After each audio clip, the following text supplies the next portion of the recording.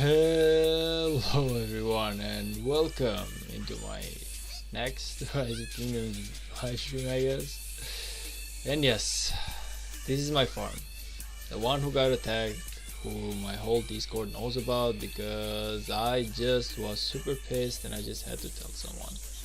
But yes, this is my burning farm right now, and as you're gonna see in the video that I'm just about to post in like a moment, if anything it is already ready. It's just that I'm waiting for it to get to 4K before I actually post it. But yeah, as you're gonna see there, the guy who attacked me, he actually got zeroed as well, so I'm not gonna lie, man, I'm the happiest guy alive for this. I'm super happy that this finally happened. Like, finally my farm gets attacked and we just get justice. To anyone being like, well, why didn't you get justice yourself? It's because in this particular kingdom I do not have my main account. Like, this is in 3355 as a kingdom, and I do not unfortunately have my main account in here. That's why my farm got burned and I could not do anything about it. But hey, the guy who attacked me got zeroed, man, so hey, more than happy about it. Like, I'm gonna be honest, man, it could have been like his main account and it was my farm, so I'll take a farm burned for a main account burn, and for a lesson learned, which is the most important thing. Like, this guy is gonna learn that he really cannot go around the kingdom and zero cities out just for a goddamn kill event. Lambu, welcome to the stream, man. I thought that you were preparing for a stream of your own though. Like, I just saw the notification, man, so I really hope that I do not keep you occupied or something. I did see the notification, man. You are preparing for a stream yourself, brother. Hopefully I make it. Like, if I finish first in here, I'm definitely gonna stop by, but I'm more than happy about it. All the bad apples always come out during the MG. Yes. This guy, honestly, like, I don't know how it is in general, but at least in the kingdoms that I have been in, for MGE you are allowed to attack farming like troops, but you're not allowed to attack cities. So whenever someone just sees like a vulnerable I really cannot say this word. Never ever have I been able to say this word. But whenever you see a vulnerable city and you just attack it, then you are the scummiest person on this game, in my opinion, and I would just hate to see people like this into my kingdom. Thankfully this is not my main kingdom, so I'm not really, okay, I'm gonna be honest, I'm just a little bit pissed about it because it's my second farm being zero today. But besides that, there's really no hard feelings on the matter with the kingdom leadership. That being said though, people like this just gotta get banished. Like, you just gotta, you cannot have people like this, man. They're just gonna ruin your whole kingdom. Imagine that I had my main city in here, I would just have snapped. Like, I would just not have waited for leadership to make their own decision, man. People like this are the people who piss me off the most. People who just attack farm cities. Like, at least attack my main, brother. But of course that's not gonna happen. No stream scheduled for today here. Are you sure, man? I'm pretty sure that I saw a notification. Are you sure about that? Maybe it's me, but I'm pretty sure that I saw a notification of you prepping. Oh, never mind. It's actually Jake the Dog Games. My bad, brother. My bad. It's actually Jake the Dog Games. I thought that was you. I actually thought it was you. In my mind, I thought you were praying for a live stream. I'm sorry, I was really racing. Like, I just made it home like 25 minutes ago. Believe it or not, I ate like a freak, like 10 minutes of eating whatever meal I had prepared, and I just jumped straight into the live stream because I've been super busy lately that I just could not make a live, man. And today is literally the first day that I can finally make it. So I was really racing. I was telling myself the whole day, if I cannot make a stream today, then this whole thing is just not worth it. It's really not worth it if you just cannot have that consistency on your stream account. Anyway, a little bit tired here, so excuse me if I don't articulate well, but besides that, I'm more than happy to get this stream started. I'm just a little bit on my farm here, the one who got zeroed. I'm gonna make sure that we teleport that next to the alliance members. Of course, this is a farm alliance, so it's really not it's not like for protection, but it is at least to show people that this account is active and they should not attack it anymore. Because maybe one of the reasons as to this why this guy attacked is because he thought that I was gonna be like maybe a dead account, and he was like, hey, I'm not gonna get in trouble for this. So let's just get this thing here. Lelouch, look at who is here. Hey brother, how was your day? Because mine was terrible if you paid attention to Discord. Mine was terrible. 2 farms burned, man, only today. Like, god damn it, I don't know, man. I was just hoping today was gonna be a good day, and that just wasn't the case. Honestly, I don't even know if I should heal them because it's still MGE, so I'm kind of low-key worried that it's not really gonna do much. Stable. So we need to upgrade the archery range, but at the same time I could actually go for upgrading my siege workshop because it's way too low of a level in this farm, and I gotta get those tier 1 siege ready to go. So let's just waste a couple of speed ups here and there. Be good server losses though. RIP. Yeah, I lost more than 150k of troops, I think. I didn't count, but I guess it was in those numbers. Let me just check though, just so you don't think I'm a liar or that I don't give you like the wrong information. But I'm really curious. Like, let's see where the attack started. No, it actually started right here. By the way, 15 days ago. So this is the first attack. This is the first attack. Let's see. I want to see the losses.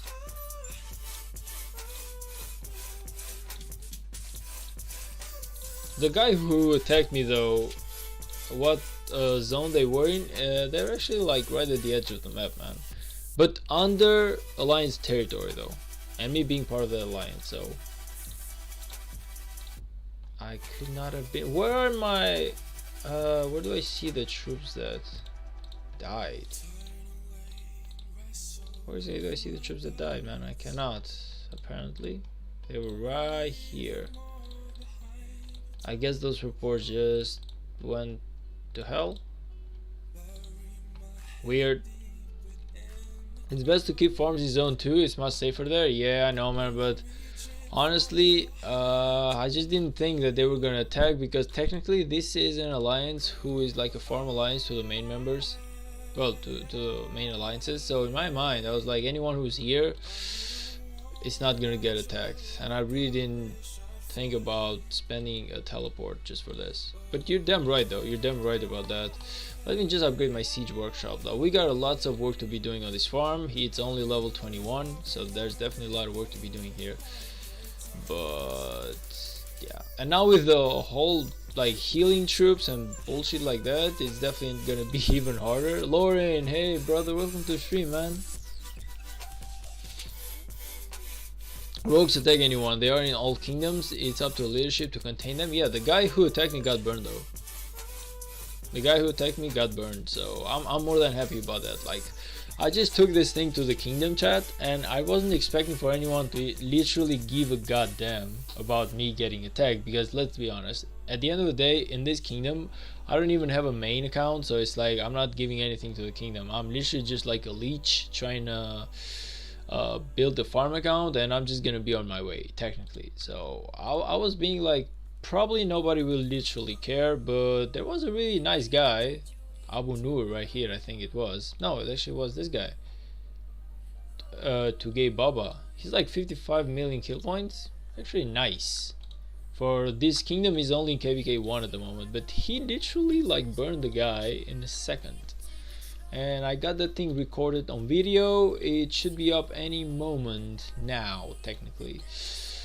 Yeah, and it is. It's actually all upgraded to 4K as well, so I'm just gonna drop that link. Just give me a moment. Get a shareable link.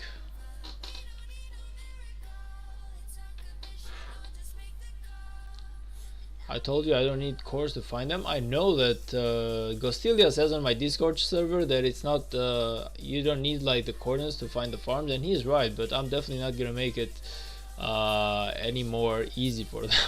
Like, if they want to see that, they at least gotta fight a little bit, you know? It's kind of like they at least gotta fight a little bit. Let's see, who else?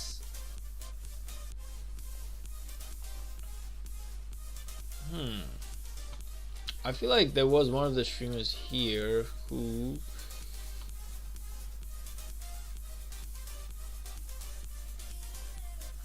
Burnish and Zero. Yeah, the guy was definitely zeroed. I don't know if he's gonna get burnished, but I know that he was definitely zero though, so I'm more than happy about that. I'm more than happy about it, man. It at least like brings a little bit of justice into the community, you know.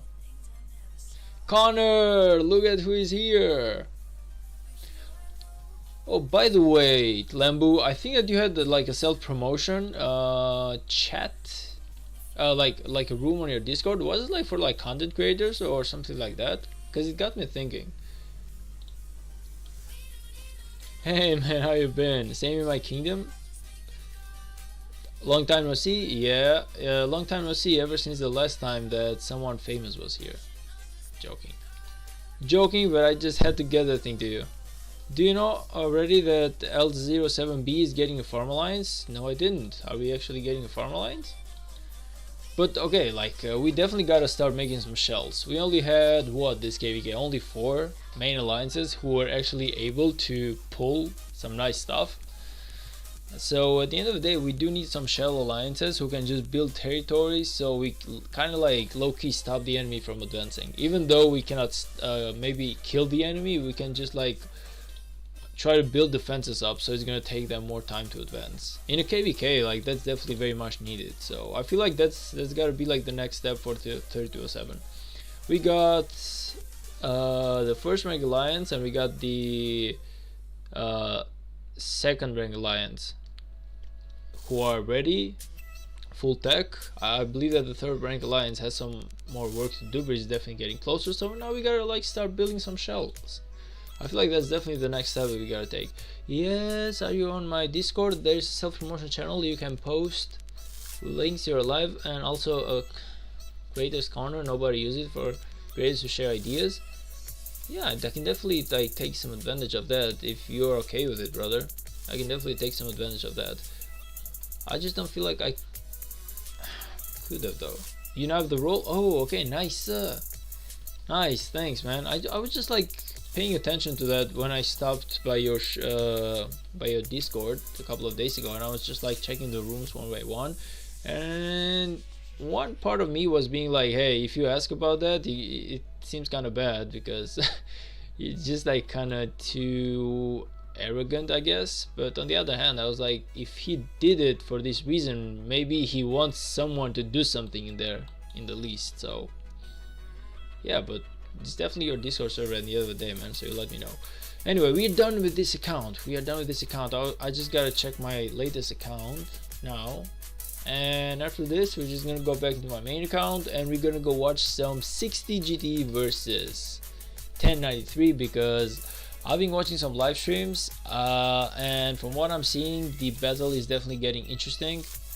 It's lasting a lot more than whatever I was expecting it to go though. So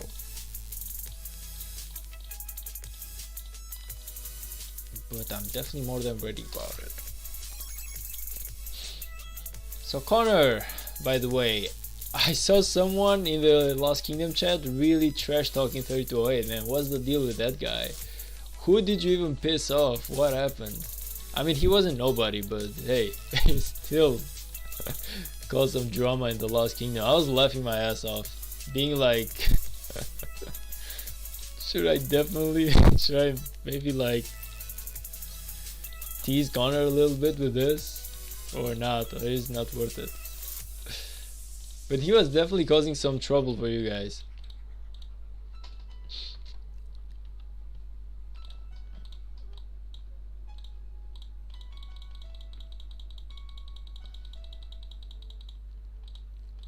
Trash talkers in Lost Kingdoms just are so entertaining. Yeah, they are. Yeah, they are, man. He literally was saying, and let me quote if I remember it correctly, but he literally was saying, is there anyone who's gonna help me build a team in 3208 so I can actually burn them? The guy was basically asking everyone to migrate so they could like make like a civil war in 3208. Man, I was watching that. I was like, oh man, Connor must be hella pissed at this thing right now. Like, yeah, you cannot really stop trollers, but he was pissed at something. Like, he was definitely pissed at something though. So that thing just got me going. I was like reading the messages. I was laughing my ass off while I was coming home. Like, I was in a car with my colleague coming home, and I was just reading that, and I was just like crazy. I was like thinking about Connor just coming into the game, being like, who the hell is trash talking my kingdom right now? Just sneezing, be like, someone is definitely trash talking something. But yeah. Anyway, I know that my farms are technically easily findable, as Ghostila is basically saying on my Discord server. He's more than right about that. Like, the moment I literally click something, like all I gotta do is basically like click something and boom, you got the coordinates, so it's definitely not hard to pinpoint my farms. But that being said, man, I'm not gonna make it any easier, so why not? Like, you just gotta put some work in it. You gotta wait for me to go in the kingdom map, you gotta wait for me to click on something, you gotta wait for me to do something so you can just like grasp an idea of where my farm is. So it's definitely not hard to find my farms. It's definitely not hard to find my farms, it's definitely not hard to zero them out, but if you think for a moment that I'm just gonna make it easier for you, you must be hella crazy about it. Even if it's just a little bit, I still want to make it harder for people to burn my farms, man. Because most of the times, yeah, you're right. Someone is definitely like gonna be an a-hole, and he's definitely gonna try and be a pain in the behind, but hey, let's just make him work a little bit for that. There has always been a troll trash talking in our kingdom for 800 plus days. The persistency of these people is insane. Imagine having nothing better to do than actually trash talking the enemy kingdom.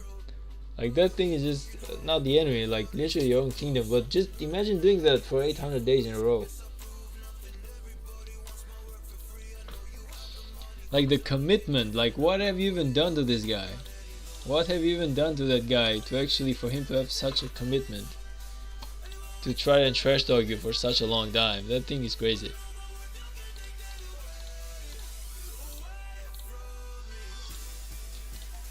We got nothing going on in here, so let me just send some. Let me just find a few gem spots, and then we're gonna go and see what 96 is up to.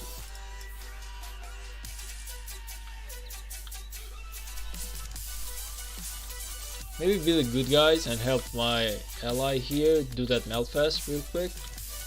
But once I just find these goddamn gem spots, so they're really hard to find, even because now that the war is over, everyone is doing gems, so it's definitely not easy, but not impossible. Like, if there's a will, there's a way, we say. So Lelouch, how's it going in your kingdom, man? Any chances for KVK, something? Like, what exactly is going over there? Tell me something about the drama. Or something about whatever is going on into your kingdom, man. Like, I know that, like, okay, you know a lot about me because I'm the guy who's doing the video, but I know almost nothing about your gaming. Well, okay, I know some stuff. I just don't know what phase you are, like what exactly you're going for right now.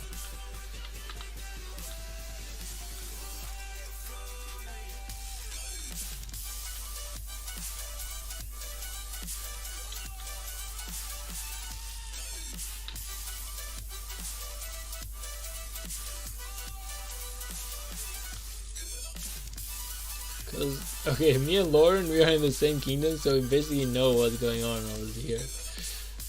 We definitely know. It's boring, like it's the end of KVK, nothing interesting going on, it's a pain, but On the other hand, looking at that, I feel like it's actually the moment for me to start reworking on my farms, get them ready. It's definitely gonna take a long time for my farms to get ready. Oh, never mind. Rally capacity reached. Nice.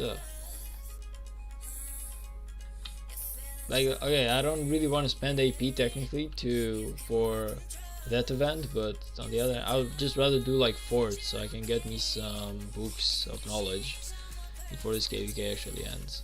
But if there's an ally in need, we definitely gotta help him out. So helping allies is bigger than helping yourself. If you actually want to have a good kingdom. I feel like that's definitely like the way some people should start thinking. I'm gonna keep just one march in case I want to join something, and now we're gonna go and watch that 1960 happening. Maybe collect these.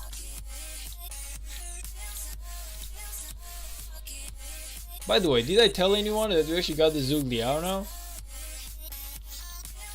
We actually got that Zhuge Liao, man. I haven't tested the guy out just yet. I haven't actually done any barb chaining. I should. I'm more than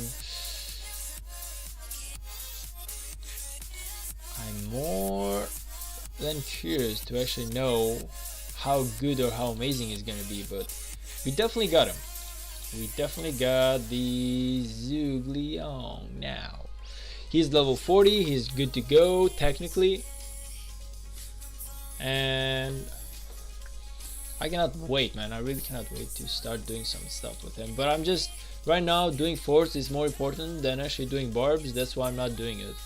That's why I'm not actually going for that. I'm going for the forts because the books of knowledge are actually my biggest problem at the moment, and definitely the next thing that I should start and tackle, of course, along with my VIP points and everything else. But on my road to tier 5, definitely and I'm actually quite close to getting an upgrade though. Like only 40 books away. I definitely might get that stuff done by the end of the day, or maybe by the end of tomorrow. That being said, let's go watch 1960. Yeah, Zhuge Liang is definitely insane, man. You know what's the funny thing about it? I literally did 5 times spin rolls, 2 days in a row. Like I did 10 spin, and I did another 10 spin, and I only got 9 figures. And then the third day I was like, I got only enough gems for one more. Like I had only enough gems for one more 5 spin. I was like, hopefully I just get lucky, and then I just do the free spin, and I got like the 8 free Zhuge Liao sculptures. I was like super lucky, man. That third day was just super lucky, but I wasted about 15,000 gems trying to get this Zhuge Liao. I thought it was gonna be like easier. Good thing I actually held on to those gems. Trying to how much gem tokens did you have? Okay, I had about 5,000 stocked on my inventory, so I did bring, like, I used them. I used the 5,000 as well on my inventory, but I'm guessing if I wasted, what is it, like 7,200 times 2, that's 14,400 gems. So basically I spent about 9,000 gems of my own, and yeah. 7k gem event and MTG very soon. Yeah, I know, man. I know. I'm quite close though. Like I'm trying to get those. Only 700 gems away. The mightiest governor, yes. But I'm not really worried about the mightiest governor, because it's not like I'm gonna go do anything about the mightiest governor anyway. The 7k gem event, I'm definitely tackling. The more than gems event, yeah, that thing is kind of sad that I just cannot do it. I don't have enough gems for that. Unless we get this, let me just check though. Where do you guys even see that though? Like, I really cannot see it. How do you guys know which event is coming? Like, if the 2 events overlap, you can do it. I hope so. But I don't understand. How do you people know that? Because every single time I open the event calendar, which is like the only place I know to get updates,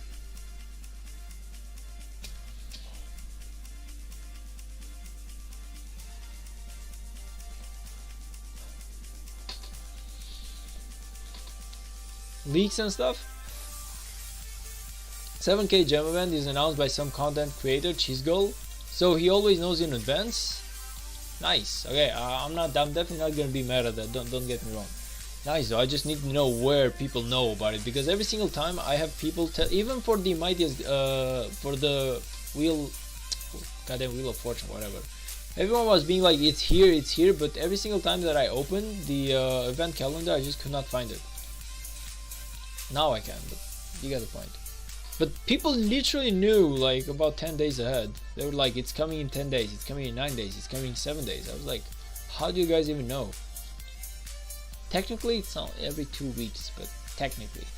I haven't exactly like seen how true it is. Wheel of Fortune is always on the second day of the mightiest governor. Oh, I see. I didn't know that. Like, I definitely didn't know that. Also, Don Carson, man, welcome into my live stream, man. You have been going missing for quite a while, so I'm definitely happy to have you back, man. How have you been? I hope everything is going well for you.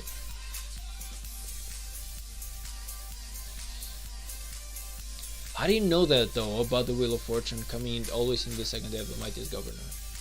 That's like, see, this is the experience that I'm talking about. You guys who have played this game for such a longer time than I have, you can just connect stuff. You can just connect stuff, man. You know where to look, what to look, and what to actually get from the information. I have zero idea of how things work. Well, not everything, but definitely some of the stuff. But yeah, we just gotta get that 7,000 gems up, man. Finally was able to heal my hospital. How many troops did you even have stuck there, man? Our migrants arrived last night. How's the kingdom looking with the migrants now? Is it good? Is it bad? Is it like... What do you think? Is it gonna be B seed? Is it gonna be C seed? Is it gonna be D seed? In your opinion, of course, because it was full. Nice. Fresh blood is always good. Like, fresh blood is always good. And if you had like a good recruitment guy who knows exactly what to take in and what to not take in, it is definitely worth it. If you have that experienced leadership, man, you can make a lot from the fresh blood. Like, you can just remove some of the useless people and you can just like basically refresh the whole kingdom. It's worth it. Like, once in a while you gotta prove everyone, man. Once in a while you just gotta prove everyone that they're not as irreplaceable as they think they are. Like, I've seen a few kingdoms where there's people who believe that they're like irreplaceable, so they start being useless. They are literally dead weight, but they're like, nah, because I have the power, I have the armies, I have the whatever. But then you don't really bring the fight, man, so it's not really worth it. You are technically bringing more trouble into the kingdom than you are actually solving our issues. So I don't exactly see the point in having those people, but I know that a lot of kingdoms are kind of like scared to actually do something about it. And this is where good leadership actually comes into play. We have imp literally minutes after they said we could heal. I migrated to 1862 recently. Oh, so you switched. You switched kingdoms. 1862, you say? I'm kind of curious about that. How is 1862? 1862. Let me just see your kingdom, man. Let me just see what kingdom you actually went in. Oh, I'm definitely not gonna migrate, but I just need to see the kingdom. Where is it done? I forgot where to actually go and see a kingdom. I guess we just go by coordinates, man. Because I am too goddamn stupid to figure out how to actually just go see a kingdom without doing it like this. From what I can... Isaac! Brother! Wanted to stop by and show some love. How's it going, everyone? It's going great, man. I had 2 farms 0 today. It's definitely going great. Best day ever. Nah, just kidding, mate. It was a terrible day. It was a terrible day. Winners of KVK 1, 3, 4, 6, 7, 8, 9, 11. Woo! Okay, these guys seem nice on paper though. I don't know how they're doing now, but these guys seem nice on paper. 11 billion alliances. What are you like? This must definitely be like at least a higher B seed technically, or maybe even A seed. Maybe is it like an A seed type of kingdom in your opinion? Where would you people actually put this?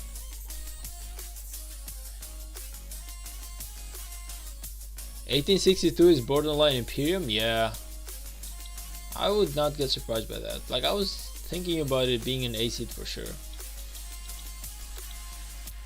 Imperium though, can you handle it? Like, can you handle the Imperium, brother? I'm kind of scared to go in Imperium kingdoms. Of course, like it's only like the beginning of my journey, so there's a lot of stuff that I even have to prepare for me to get into an Imperium kingdom. But I don't think I'm ever gonna go in one. I feel like going into an A seed kingdom is definitely like the highest of where I'm aiming to go for the moment.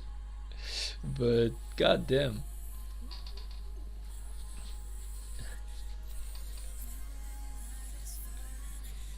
We got Imperium at like 4 UTC, we'll see. Eivor, check Discord, I sent the event calendar. Oh, thanks man. You are so much appreciated for that. Main chat. Woo! Look at that. I don't even know how. So, January 1. God damn it, this thing is just a lot to take in. Opening browser. Okay, definitely a lot easier to read now. So we are in March and we got Egg event coming 8th and 9th. We got MG Wheel of Fortune for infantry coming in like what, 10 days? 10 days about. We got MG for infantry, we got Esmeralda, we got Hunt for History. Man, this thing I really need though. Okay, I'm actually going to bookmark this thing. Whew, this thing is gonna help me out huge. How come I didn't know this thing existed? You know, I love doing YouTube just for this, man. The amount of people who come in here and give me so much great information, like amazing help, literally next level stuff that I don't even know exist. It's insane. I have enough credits if something goes wrong, but the requirements seem doable. You try to get those passports, man. Like one thing I try to do, like even when I came to 3207, the first thing that I did is I bought my passports to just leave. Like I'm not saying that I have any reason to leave, but you never know. You never know. Also, 60 GT, what are you doing? Their flag is burning. You know, from what I'm seeing, I really believe that 60 GT is gonna win this KVK. And you might be like, are you an idiot? Because look at the map, like they're just getting pushed back. But I'm looking at what they're doing and I feel like they're just trying to, like so far they're literally just feeding off their farms. Like you might be like, hey, if you look at the alliance, they definitely dropped like 2 billion. But hey, I feel like they got a lot in their inventory to just come back strong. I don't know why, but every single day that this just goes by, I feel like 1960s 1960 just gets easier. Maybe pin, so it's easier to check later. I got the level 7 pass, man. So this is where the fight was happening for the level 7 pass. I just gotta like scroll just a little bit more here. I also know that 26 of 5 is trying to push. They've literally burned all the way here from 1960, but they are having trouble trying to push with 1093 from what I'm seeing, because they've been here at this pass for literally 3 days. Even though they've pushed 1960 territory like to the extreme, from what I'm seeing they just cannot seem to burn the 93. I don't know what 93 is doing, but maybe they're like refreshing the forts or something, but 2605 really cannot push into 93 territory, even though the G4s have done an amazing work. Look at this, like The G-Force have literally done an amazing work. They've pushed like all the way. Look at this, like 12W has almost come all the way to the level 7 pass. I don't know if they're gonna keep pushing. It doesn't seem as if they will keep pushing, but god damn it, man. This basically 93 has lost all of zone 4 and 5. Well, zone 5 and 6, a little bit of it.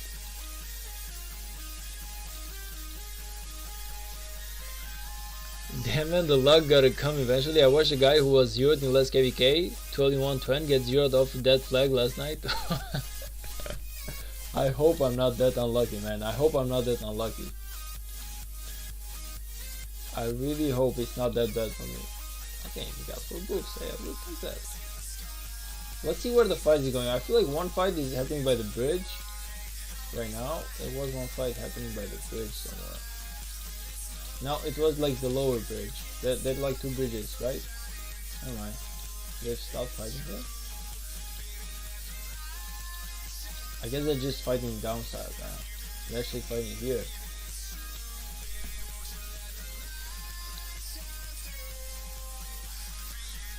I don't know, man. I would say I'm like the unluckiest guy ever. Every kill event I got 2 or 3 of my farms just zeroed. But the one thing that actually feels worse is the fact that my farms, like the ones who are getting zeroed, aren't exactly on my main kingdom, so I really cannot even protect them or just take revenge in the least. Like, I just see my farms getting zeroed, I'm like, meh, time to rebuild again. And then next kill event comes, or next MGE, and meh, time to rebuild again. So I really cannot wait for the end of this KVK, because when the migration season opens, all of my farms besides one are gonna be in the same KVK. So the least I can do is basically just have my main account there. So if I get zeroed, maybe I can just fight for it.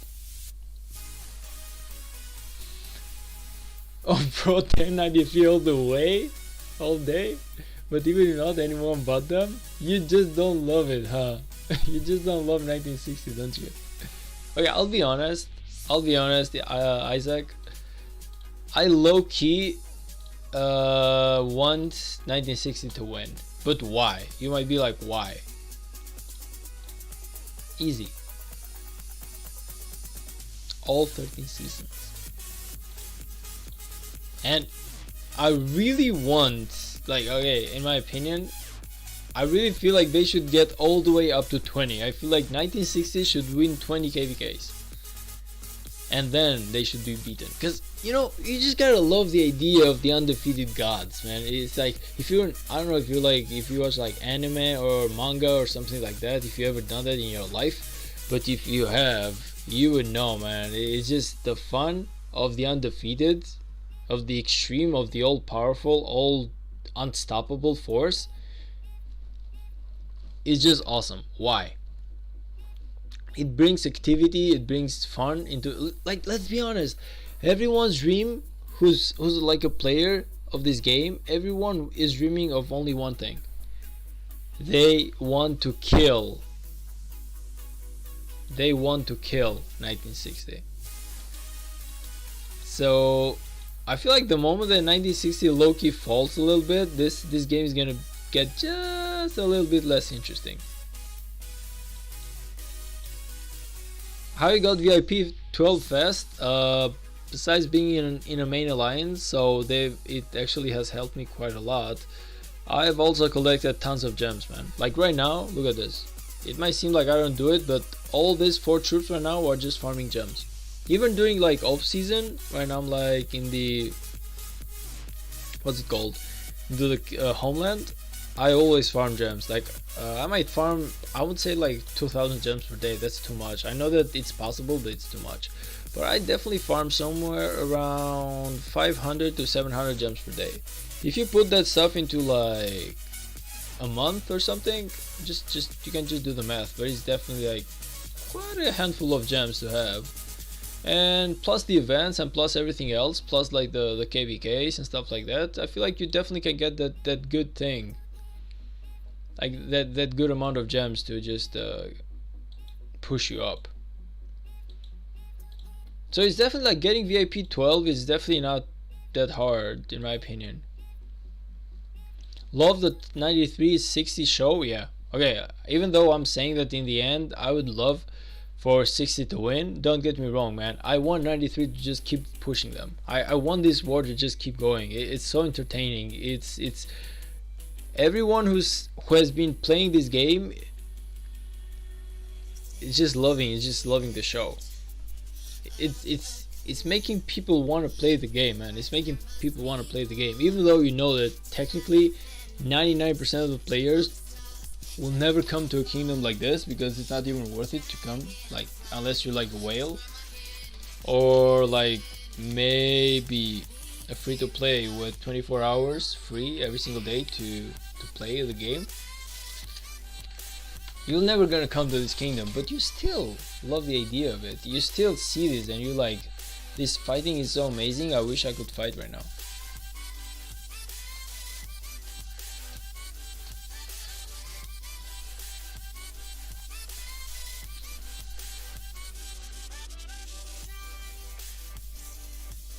It's been a hell of a fight, no question.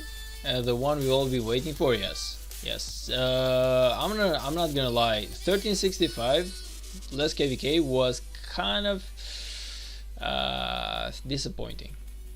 Meaning that I expected a more fearsome fight, and it turned out to be a lot less interesting.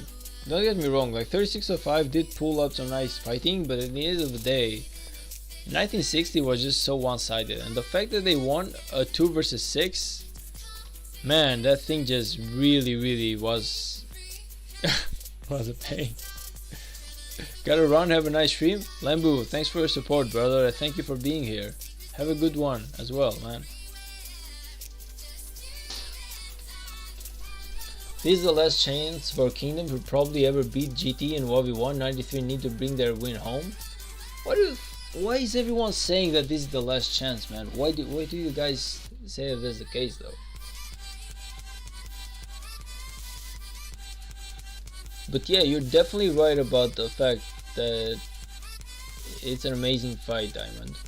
Like, honestly, this is the first KVK that I watch besides my own.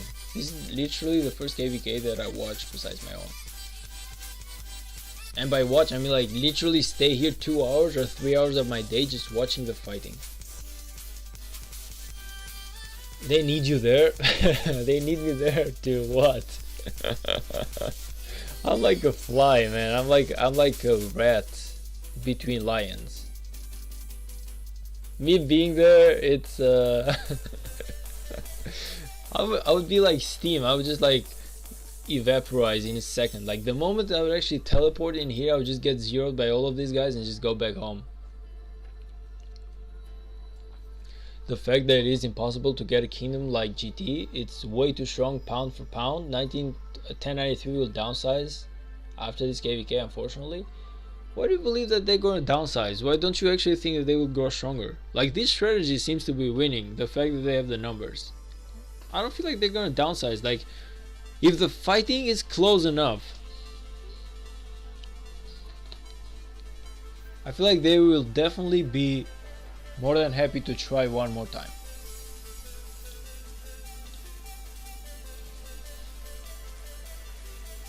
Wait, 1960 and what other camp are allies? Oh, there are no allies this KVK. This is a free-for-all, man. This is a free-for-all.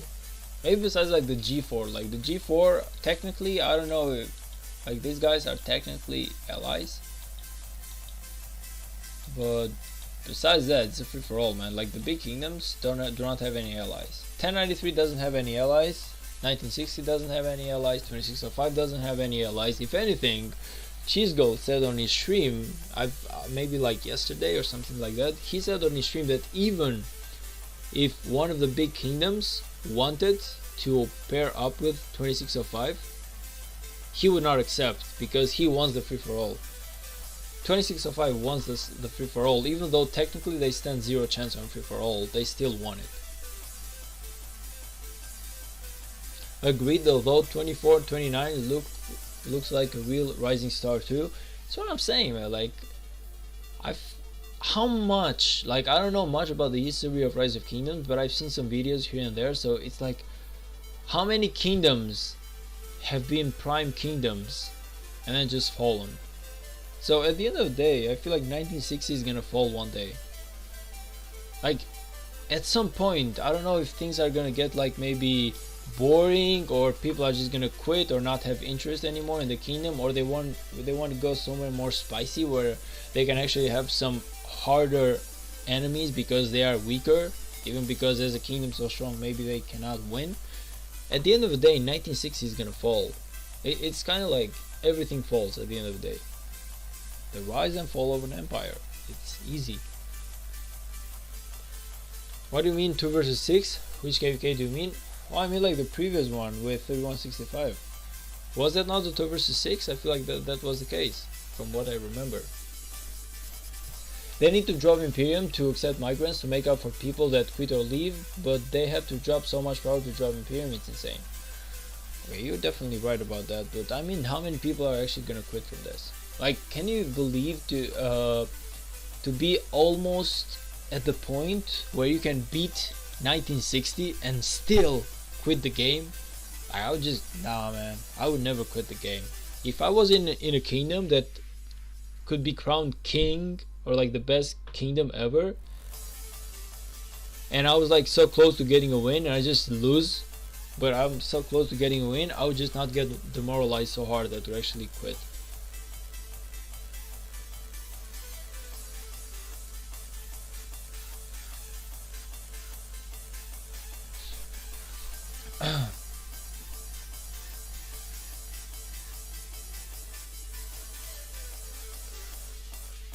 Only one can win on 93 is 846 or 29 because of the numbers. I feel like there's definitely gonna be a lot of rising stars, as we're saying. Like, for every kingdom that falls, another kingdom just rises. So is okay, these numbers though are gonna be hella hard to beat, I'm not gonna lie, but I'm seeing 60 and they're just not dropping enough. They're just not dropping enough, man.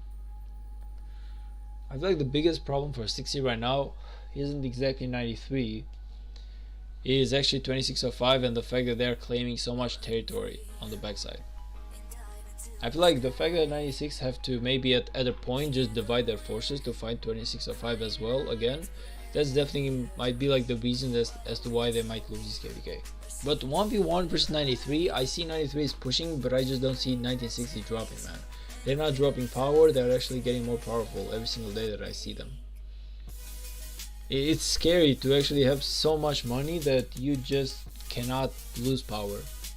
And if you look at the main players, not a lot of them have dropped a lot of power. I feel like on terms of flags and everything else, they are just using their farm still. Like, look at this.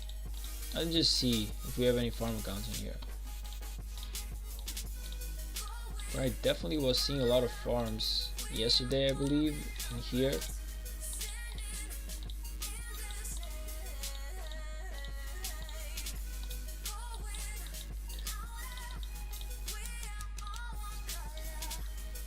$16 GT is 70 billion now, they dropped like 3 billion. Yeah, but I feel like they've divided their forces into MX. Like, MX was what, like 6 billion 2 days ago, now they are like 8. So it feels as if they are technically just gaining some power. The 1365 was a 4v4, 3 Imperiums versus 2 Imperium, but the 2 Imperium was 1093 and 1960. What was the 8 Imperium KVK that took place though, just a while back? 1365 nearly pushed 1960 back to pass, but 1093 came and saved the day. 1365 got drained during Kingsland after weeks of fighting and they lost, yes. But that being said, oh, the 3 Imperium was a 3 versus 5 against 1034. Yes, that's what I'm talking about. God damn it. God damn it.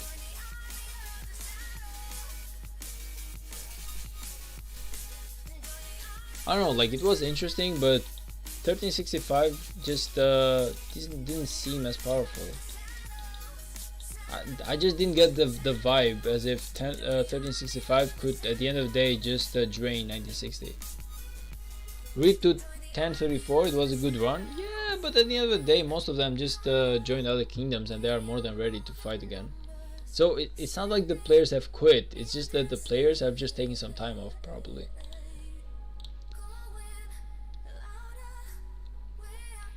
Like maybe after a strong AVK, maybe you feel like you need to take some rest, but I feel like they will definitely love to give it one more try. Have you heard of the Alliance 1v? I don't believe I have. Have I? No, probably not. Okay, you need to understand that I've watched a few KVKs here and there, but I just do not remember the alliances because being a new member here, maybe I just do not I do not remember the names that easily. So technically I might know my 1v, but I should just like I do understand that they're like from 1034, but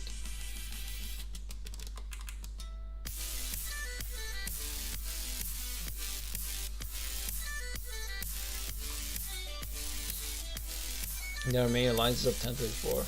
They were one of the most dominant teams also. Interesting. Yeah, I love this though. The fact that there's just so much competition into this game. Even though 1960 technically is undefeated, I still like the fact that there's a lot of rivals. Like I don't feel like it's either 1093 or nobody. I feel like kingdoms are gonna rise. People are gonna unite. They're gonna start making some strong imperiums. Maybe it's not gonna be 1093. It's gonna be somewhere else.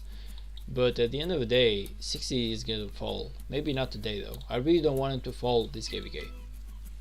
I feel like them just being undefeated just brings some sort of united by hate type of brothership, you know. I feel like there's a lot of people who find this game interesting because they want to see 60 fall. So I feel like the more 60 keeps the throne, the more these people are just gonna unite together to just kill 60. Like they're making more enemies and they're making friends with every KVK that they actually win.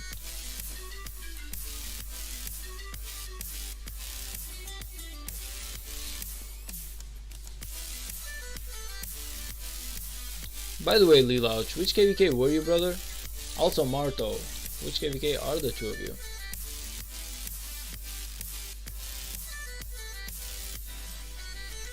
Except the lower seed kingdoms, I believe they are allied. Yes, yes, the G4s as they're called. But poor guys, they don't even stand a chance. The best they can do is actually just poke 93 just a little bit to take some attention away. But it takes one single day of 10% of 93 to just go to the downside to basically just take all the territory back. Like it should cost 93 zero resources to actually beat the G4s, in my opinion. Even 2605. Even 2605 really right now they're just trained. They really cannot fight either of these two right now. Field fight, I mean. I feel like they're just trying to poke the bear a little bit. Maybe like turn the tide of the war by being a nuisance, but at the end of the day, I'm sorry to say, neither 2605, neither the G4s can actually take this win. It's gonna be impossible. Like if that happens, it's gonna be like the biggest upset of all times. So don't get me wrong, I do not hate 2605. I hope they really pull like the biggest upset ever. I just, in numbers, I don't believe that's gonna happen. I'm on KVK 10, probably gonna be able to win. Hopefully you managed to win, man. How many KVKs have you won and lost? Have you like counted, or have you counted? Like right now technically I am on a 1 and 2 score.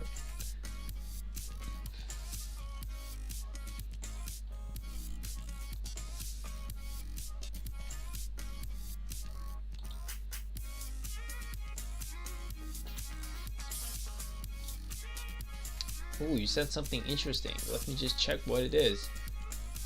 1093 Season of Conquest Power and Kill Points ranking January 2024.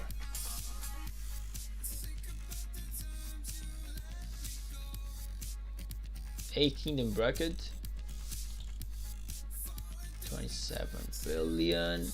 1093 27.3328. Kill participation. Ooh, this is some really nice information, man. So 1365 is actually third place right now.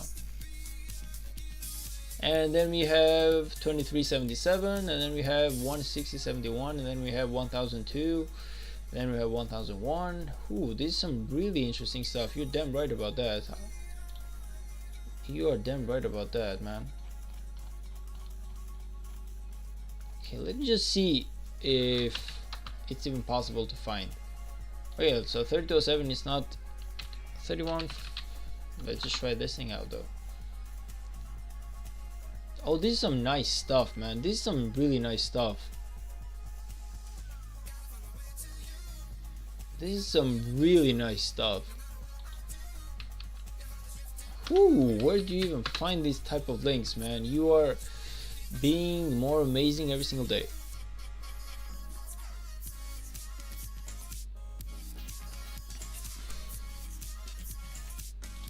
The 1093 looked studio was last updated on January. Yeah, man, I'm seeing this thing is more than interesting. Hi, Nameless Wolf, greetings, brother. Oh, look at who it is, man. What happened with you today? Aren't you like the guy who the whole 3207 is looking for at the moment? You broke you broke the mightiest governor, I feel like. I definitely know who you are, man. Like, the whole kingdom knows who you are today. I don't even know where it was, but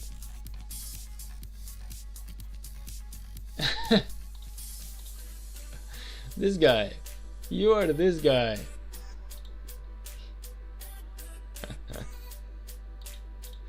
Man, I really hope that you can hold on till the migration season opens, man, so you can just maybe get the hell out of 3207 before it gets zeroed, you know. But god damn it, man, everyone is looking for you and you are on my stream. I appreciate that though. I appreciate your support, man. Don't get me wrong. I just it's just funny, okay? It is just funny, like the situation at which you are right now. Well, no, okay, probably it's not funny to you, but the second one is upgraded in February. Check that. Oh, okay. Let me just check the February one.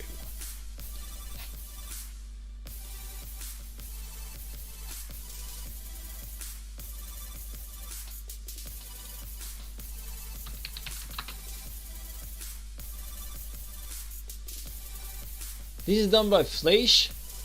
This guy though. Wow. How has he even managed to pull off something like that?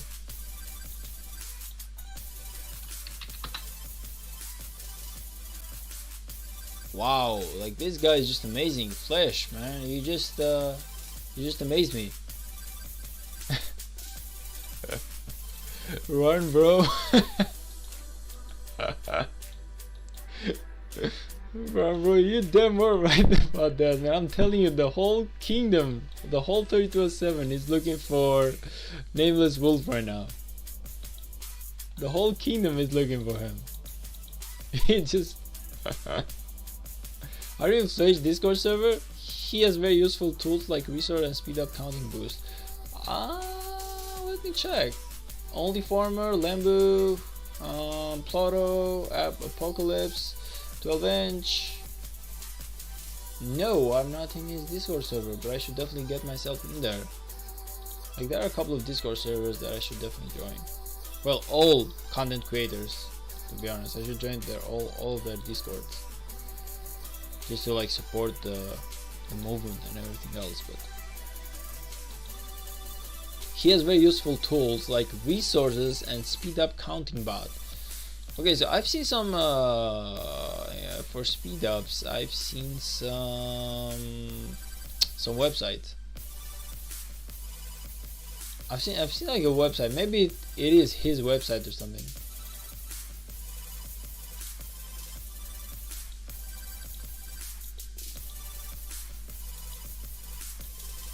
Is 60 actually burning this? Rise of Kingdom calculator. I believe that it. Yes. That it is it. Let me just check it out. Yes, it is. It is the Rise of Kingdoms calculator. Rise of Kingdoms calculator is amazing. I use it all the time. Yeah, I feel like it's one of the best tools that I've ever made. Like, I know exactly how many days of speed ups I have, or resources, or troops, or whatever. Like, it's just amazing. It's just amazing. Like, there's so much stuff there. If you just go look at that. Like, you can literally see how much it costs to heal your troops, to train your troops, to whatever. There's just some amazing stuff in there. In his Discord server, you just need to send screenshots and it does it in 5 seconds? Oh, come on. Oh, come on. Oh, come on. Oh, come on. Oh, come on.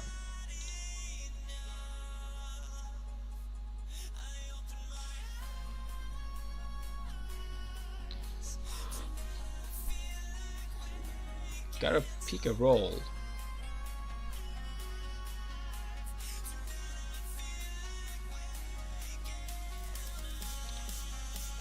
Gotta pick a role. Access game specific channels. Okay, I don't know what some of the role stuff is, but I'll definitely check this thing out when I'm done with the live stream, man. I can definitely see some amazing stuff in here.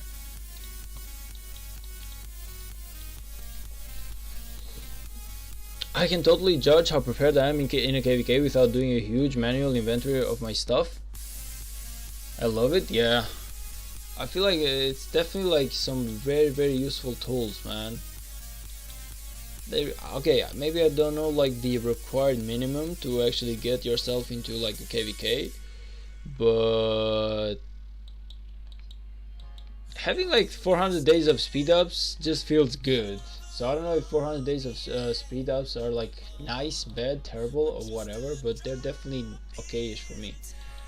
Truth be told, I wasted less than 30 days of speed ups this KVK, 30, maybe 40 days at max. 30 days probably. So I'm definitely more than ready for Season of Conquest, I believe. Yeah, it is very useful to be able to plan builds, research, and fighting. Yeah, man, like, before I knew that Rise of Kingdoms calculator even existed, I don't know which one of you guys told me on my YouTube channel. Again, let me just rephrase how amazing my YouTube channel is when I meet people who know so much about the game and just literally take me 5 years ahead in terms of like information. But before that, I was doing things with calculator, just like Isaac is saying. Like, I was just getting my notebook and being like, how many speed ups I have? 5-minute speed ups. Let me just type 765 on my notebook, and then be like, just handful, like handwriting, and then I would just open the Windows calculator and do those stuff myself. A real pain, if you ask me. Like a real pain, man. The whole idea of just having to do all of that by my own. Then I would just be like, okay, so it's 765 times 5 minutes, so I have so many minutes of this and so many minutes of this. Now it's time to just sum up everything. Now it's time to sum up everything, and this is only my training speed ups. So let me just go to my building speed ups now. Oh wait, but now let me just go to my healing speed ups. Oh my gosh, like those days that I didn't know anything about the game were just crazy. There was a pain in the ass. Yeah, man, I literally have I can still send like pictures of my notebook having like at least 5 or 6 pages of me calculating my speed ups by handwriting. edit up divided by this, multiply it by this, just true. Until I have like 6 or 7 pages, something like that, something more, something less, I don't know like the exact numbers, but holy hell, man, just doing that, being like, what a pain. And in the end of the day, I just was like, is it even worth it to do this? Man, this shit was terrible. This shit was terrible. I don't know what else. Oh, the gems. I was also like calculating the gems that I had. You might be like, why? I don't know why, but I just love the idea of having the gems in my inventory. And I was being like, I was calculating the gems as well. I don't know what else, man, honestly. Oh, these two. This as well. The expanded training. I was also calculating this. Let's see what else I was calculating. I don't remember right now. I don't remember. Okay, the armaments definitely not. Oh, the AP bottles. I was definitely checking for this, and I was definitely. This is the most painful thing ever. The tomes of knowledge. The tomes of knowledge. Whenever I wanted to upgrade my first commanders, were like the most hateful thing ever for me. Or sometimes I would maybe like whenever I was like upgrading my epic commanders, I would be like, okay, so I have 1000 epic stars. It takes me this many stars for this, approximately, from stuff that I saw on like Google, and I was like, so I have enough stars for 2.5 commanders. Just crazy stuff, man, crazy stuff. The OG calculator. The day that someone told me that you can just do that thing automatically at a website, I was like, I felt as if, you know, like the Tom and Jerry like moment where the dog basically looked at himself and he felt like a donkey. That's the way I felt. I was like, why on earth did I never Google if there was a way to calculate, like, which was like the best way to calculate your resources or speed ups in Rise of Kingdoms. I literally felt as if like I was a donkey with like long ears and everything else.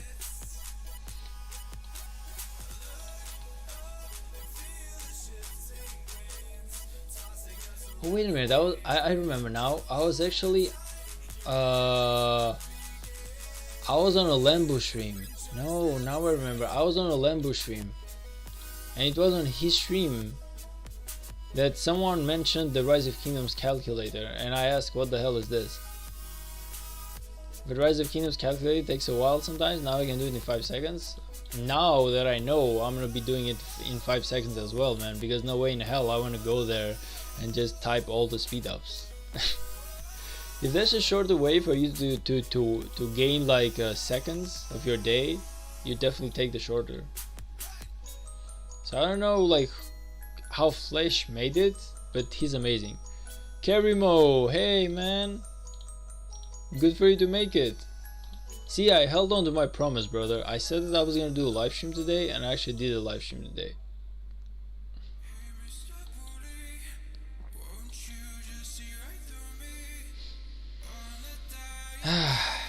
Anyways, just by looking at some stuff, I feel like with this amount of speed ups, I'm technically low-key ready for Season of Conquest. I feel ready for this. I don't know how much it is, I haven't checked lately, but I feel like I'm definitely more than ready for Season of Conquest with this amount of speed ups. At least for the seed that I'm in. 1960 are being burned everywhere. 1093 is unstoppable, brother. I'm telling you, man. I feel like they're just gonna hold on. How the hell do you have more than me? I am down by 150 days. Okay, I don't even know how many days I have. But you can take a screenshot right now and you can check for me, right? Let me just go like this, okay? Take a screenshot of this, man, and just let me know how much I have.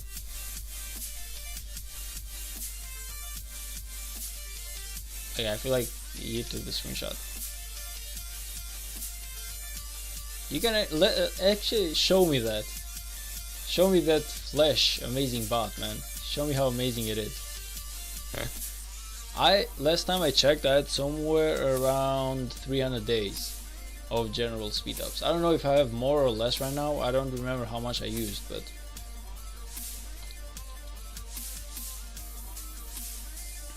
god damn it though, the numbers are just crazy. Come on, GT. Yeah, there's like 10 GT guys right now. Look at them. Amazing, amazing fighters. Jesus, man, I don't even know how they plan to fight this thing right here. Just too goddamn crazy. The thing with 93 though is that they always fight in 2 or 3 fronts. So besides the fact that GT just doesn't have the numbers to fight them 1v1, they still have trouble. Like they still have to like divide themselves, and GT just cannot afford to do that. So even though 93 is not pushing on this way technically, because they are, but even though technically they're not pushing on this side, this whole side right now is getting burned. So GT can only fight them at 1, 2 or maybe at max 3 fronts, but it's always 93 who fights at always 2 or 3 places more. But that being said, the more that 60 actually shrinks, the easier it's going to be for them to fight 93, because they're going to start fighting them at one single front, in my opinion. It doesn't work. Oh, that's sad. That is sad, man. Fine. Can you take a screenshot and send it on Discord? Of course I can. Of course I can. Oh, just a moment though. Just a moment. Screenshot time. Boom. And we gotta get back into my Discord and be like, let's just go. Okay, see if this thing works. I just sent it, brother. See if you can actually guess how many speed ups I have with the flash tool. Honestly, man, I'm just looking at this because it makes me feel good seeing 60 push, because I don't want to see the big ball that is actually going on right here. I just don't want to see this. Holy hell. Holy hell. What is this? What the hell is this? Do they ever like run out of people? Just give me a moment, by the way.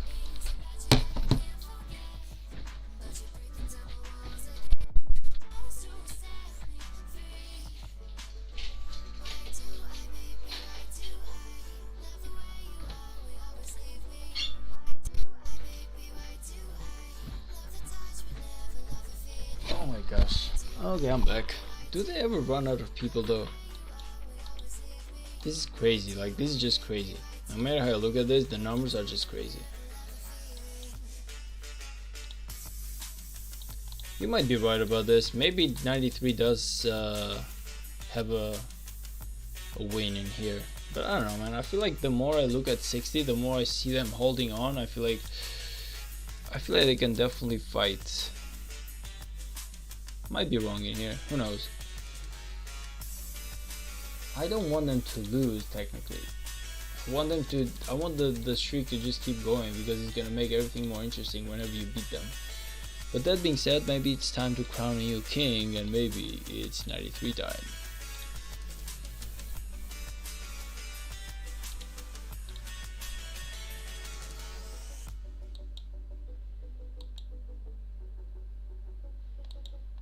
Okay, they're definitely pulling back now.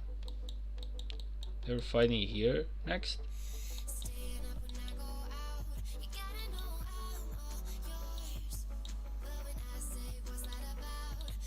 $93P, $93D, just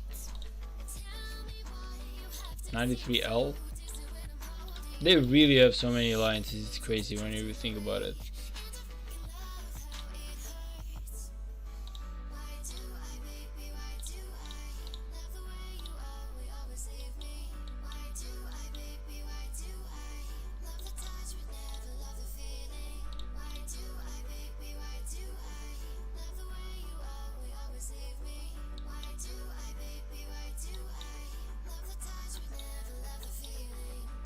Like, when you think about it, GT is fighting in their own territory and they're still losing.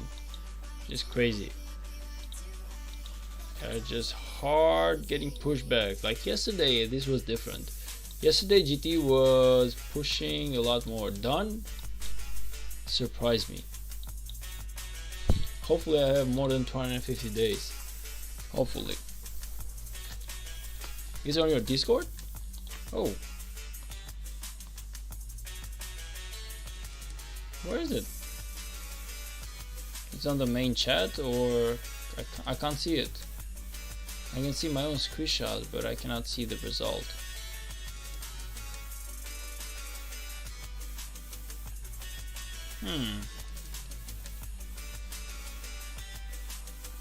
Are you sure you sent it, brother? Or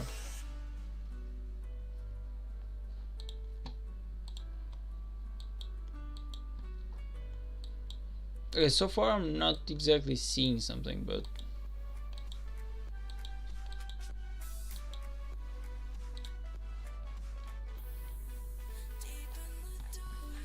nothing is actually coming my way.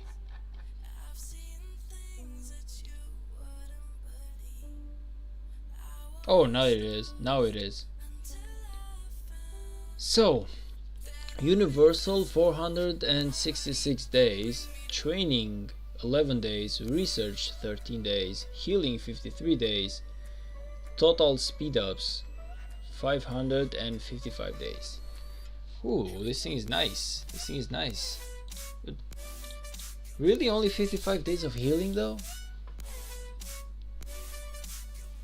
Only 55 days of healing, man. This feels bad. I've really wasted huge healing resources, that means.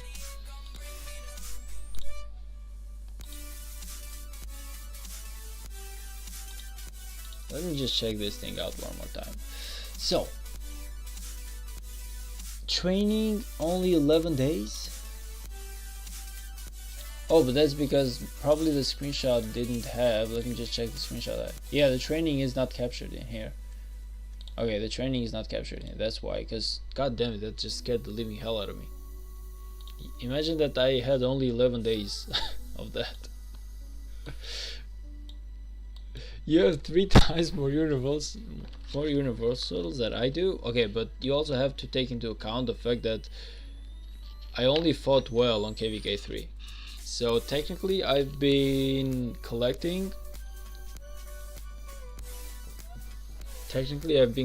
resources for like 3 KVKs in a row, man. Oh, hey, you gotta take that stuff into account. But I don't know who it was who told me that I needed like 10 years of speed ups in order to have a shot at MGE. Which again, I'm definitely not gonna fight for MGE, but I don't know who told me that in order for me to have a shot at MGE I need at the very least like 10 years of speed ups. So if I only have a year and a half, that thing is just scary as numbers, man.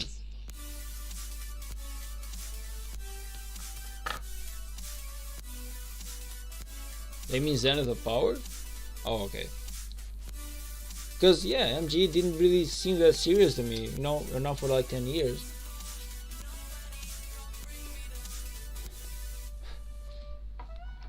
Sam, hey man, welcome. Did I not see you into the... which stream was it that I saw you, man? Either was it like Lambu or Apocalypse, maybe? But I definitely saw you at a stream yesterday. I don't remember which one it was. Probably it was Lambu.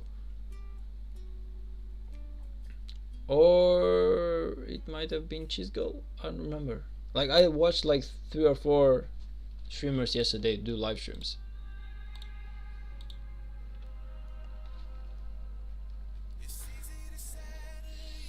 I just saw a video of your farm be attacked. I went to my little farm, it was attacked too. Oh, hurts, man. This thing hurts. Kill 10,000, no deaths for me. Okay, lucky. I lost about 150k troops. And you know what the funny thing is?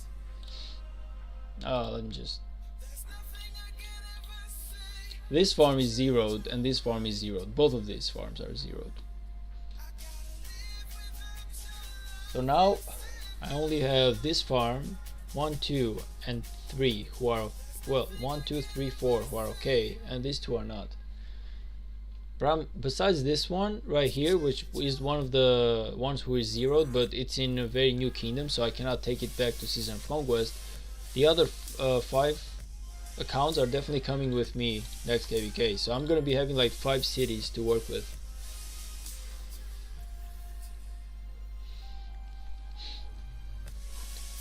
Zenith of Power people make around 300 million power pushes. Normal players need 5 to 10 years. Yeah, I would definitely not do that. Maybe for like a really good city skin I might try, but I feel like I would lose anyway.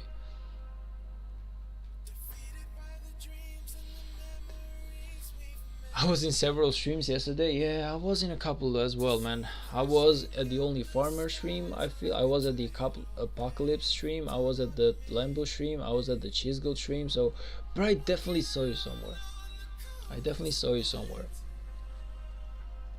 I wanted to say hi, but at the end of the day, I don't know, man. I felt as if I don't know.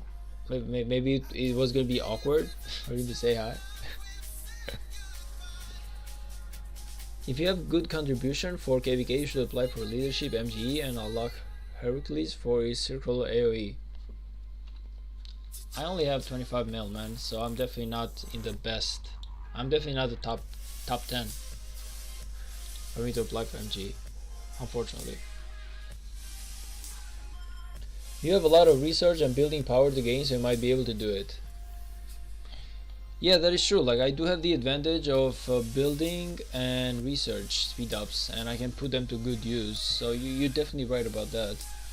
But I don't have enough of research speed ups at the moment. I used quite a bit of them.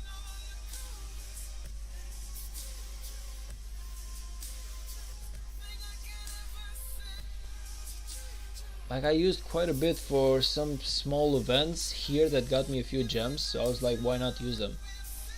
But I should definitely keep them for maybe like a future Zenith of Power, maybe. Even though, like I said, I would probably still lose, because I'm free to play. Hey, as a free to play, you can only do so much. I'll say you too. I will say hi if I see you out there, for sure. Yeah, next time, brother, I'm definitely saying hi to everyone.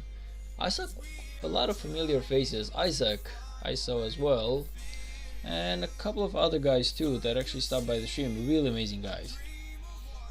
A few of them I said hi to, and a few of them I was like, because I didn't want to go to someone else's stream and be like, hi you, hello you, hello you, because then I don't know, maybe the streamers would maybe just not feel good about it. Be like, hey brother, this is my stream. stop it. Just come here as a regular viewer and shut up. I would definitely not be like that. Like, I'm definitely not that type of person, but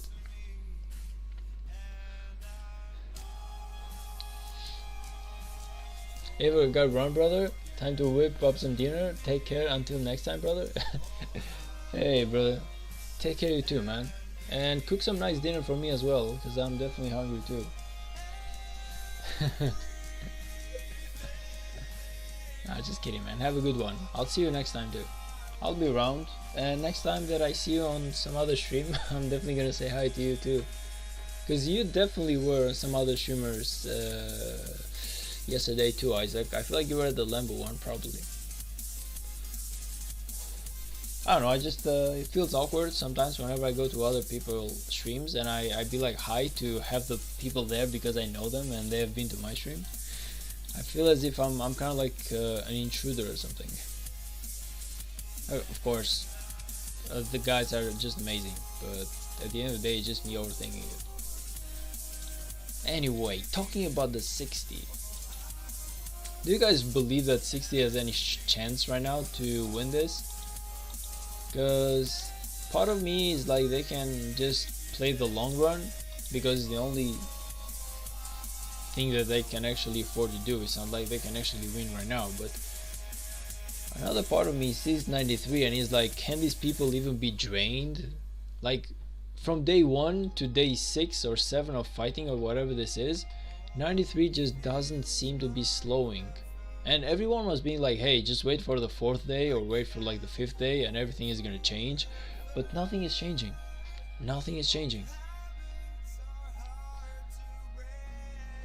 93 just not losing any power right now. Like the small spenders are definitely not falling so far. They seem to have still a lot of what's it called? I forgot the notion. Quite of mass to give up, I guess. Even one of the kings of 1960 said their activity will drop after 3 days of Kingsland. Yeah. But the regular viewers on YouTube and everywhere else were like 5 or 6 days into the KVK and you will see 93 drop, but I'm not seeing them drop. And this is starting to worry me just a little bit. Again, at the end of the day, like I said, may the best kingdom win, but if you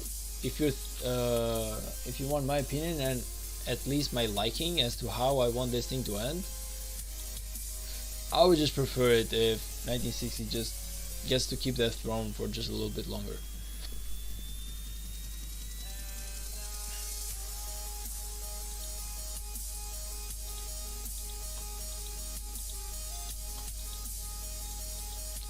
Crazy thing is, I'm not exactly seeing them fight anymore at the bridge. They were fighting a lot at the bridge in the beginning.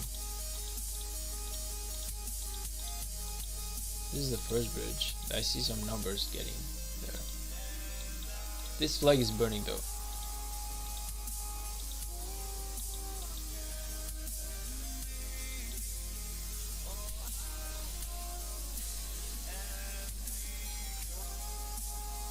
'93's last real fight was Kingsland against 3065. That was 4 months ago, so they had a long time and to prepare the resources and speed ups.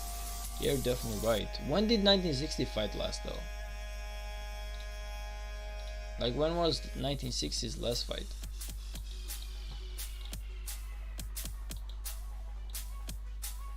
Oh, Nameless Wolf has been found. Nameless Wolf has been found. Run. Run, brother, run.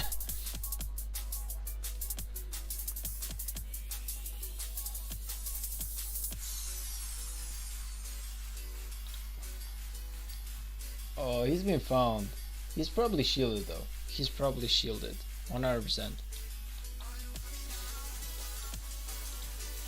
Am I wrong for actually wishing someone who broke the kingdom rules to actually be safe and just not suffer any damage?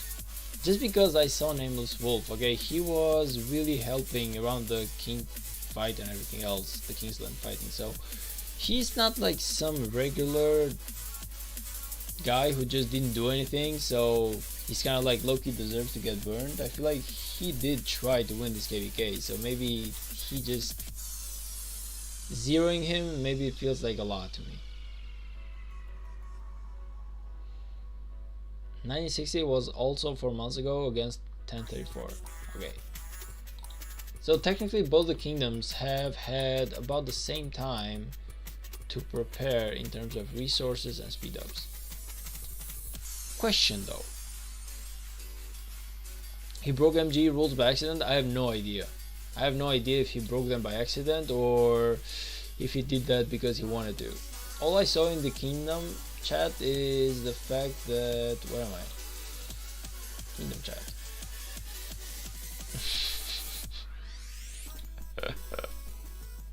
I'm leaving now.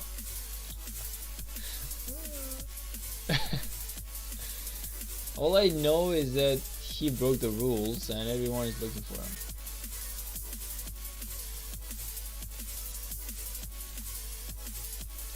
Battle with Nameless Wolf. Oh, he's attacking farmers now. Okay, I guess he's being a little bit of a pain.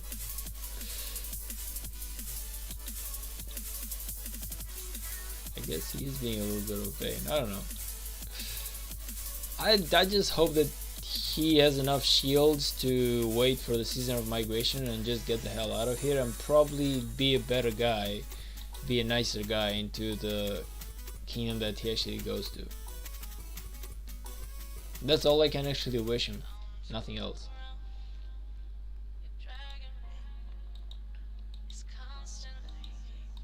I wish that he does not get apprehended by justice. These guys though, they're definitely preparing here something as well. 11 billion power, this alliance. 93p, 93a is like what? 93a is 6 billion. Let's see what else we have. We have 93l. These guys were like 11 billion if I'm not right. 13 billion actually. We have the 13T, which is the main alliance, 16 billion, and then we have the D1 as well. The D is 10 billion. So god damn it, man, this rule, this, you can go to alliance and then coalition. Ooh, can I actually do that? Oh, there we are. Okay, god damn it, where, how come I didn't know that? There's just so much stuff that I don't know, man. God damn it. So these guys have two 12 billion alliances. They have, okay, but these numbers are probably not refreshed though, because I'm pretty sure that whenever I saw 93T they were like 16 billion. Yes. Some small changes, but those tables are definitely not refreshed. In GT meanwhile, they have the main alliance and they have the MX, so technically in terms of like raw power, 93 definitely has the lead. Of course power is not everything, but hey, they definitely have the lead over 60 GT.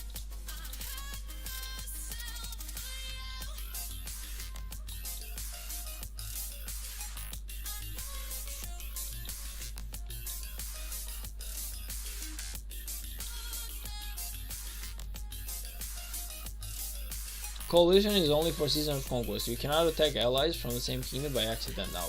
This is good, man. This is actually good because in KVK 3 I saw a lot of people from the main alliance attack the second main alliance that we had. I don't know if it was by mistake. I literally have a video of me being chased by a guy all the way to my city. And he was like from another alliance from my own kingdom. So that stuff just needs to be avoided. That type of stuff just needs to be avoided, man.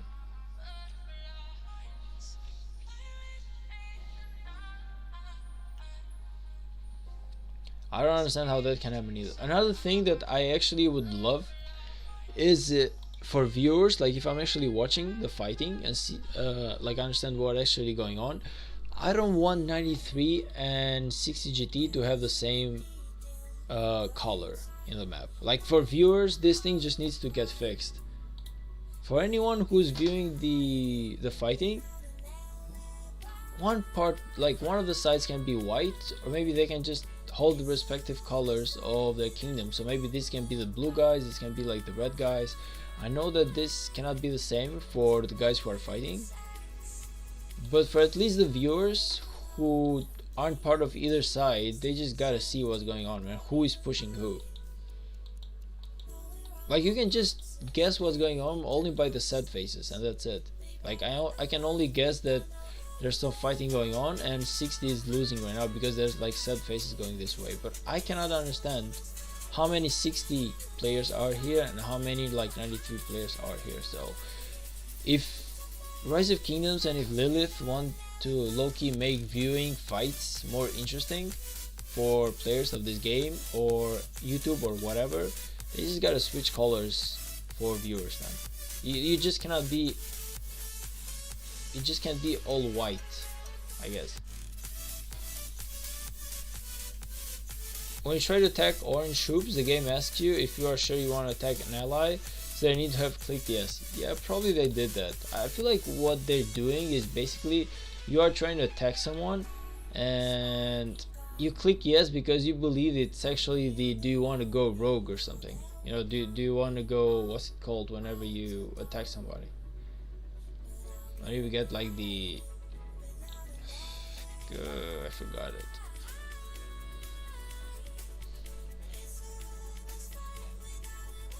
I forgot the name of the, what's it called, but whenever you start fighting, you basically get the thing in here, meaning that you cannot shield or do some stuff. That's still so dumb. I don't know how you can do that. The war frenzy, yes. So I feel like a lot of people who've done that by mistake is because they believe that they're like doing the war frenzy one. They don't even see the fact that they're actually tagging an ally. But the guy who chased me like all the way to my city, it's hilarious. And I don't know, man, but I was like super pissed at the time. I can laugh right now, but I was super pissed at that time. Even though I was trading positive, so technically whenever I did the trade, I killed so much more of his troops than he killed of mine. But yeah, it's a real pain. In Season of Conquest, you will be fighting along yellow allied troops a lot. Okay, thank you. That's actually a really good thing. That is actually a really good thing. You know, I was starting to look. I was thinking about it, like how come all these alliances can just walk together and they're not attacking each other? I was actually, it was definitely something that I was thinking about it. Oh, this. I thought these were like 1960 troops, but they're just still 1093. Crazy, crazy. It's crazy how 1093 just is everywhere.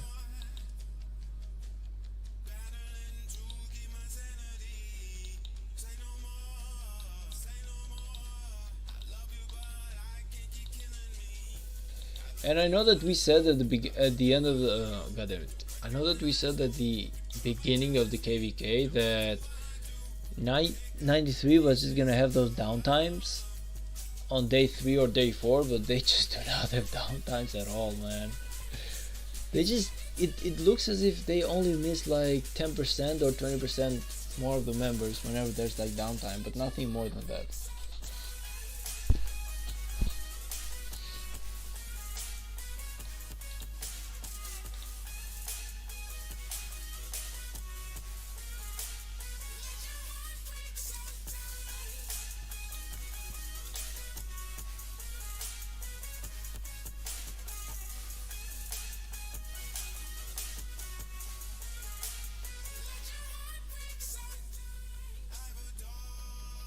Not having downtime because of the number of people is bigger than not having downtime because of pilots, is my opinion. True that. Like 1093 seems to be a lot more 24/7 than 60 does. Like I can see 60 having enough troops part of the day, and then the other part of the day I just see them having like only 20% or 30% of the troops that they normally have. Even though technically they are still awake, like there's still people fighting, the numbers just aren't there. Oh, okay.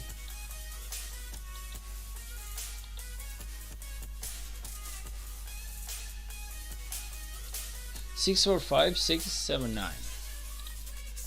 6 or 5, 6, 9, 5.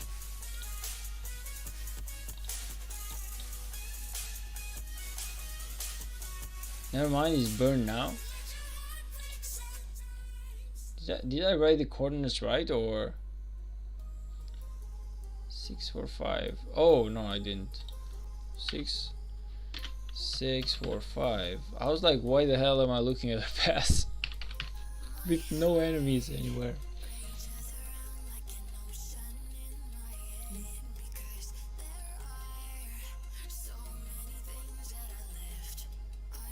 It's burned now. In here?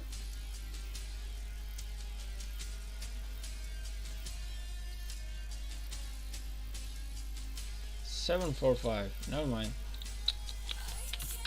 I'm telling you, I really have issues trying to write coordinates. 6, 9, 5.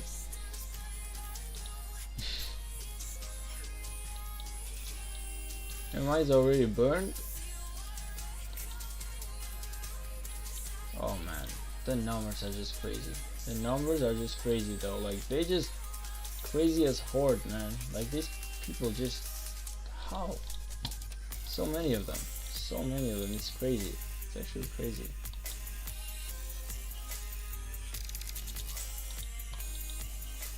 I'm just looking at this though because here's where the 60 is, so I'm low-key just looking at the fighting. But yeah, I know that 93 is basically doing what I said that they were doing just a little bit before, which is they've always fight on multiple fronts. Even though they can technically take 60 head on, they want to burn as many flags as they can at the same time. So they fight 60 at like a certain point of the map, and they just divide their forces so they can actually burn as many flags as they can everywhere else. It's a good strategy, like I'm not gonna lie, it's a really good strategy the way they're doing it.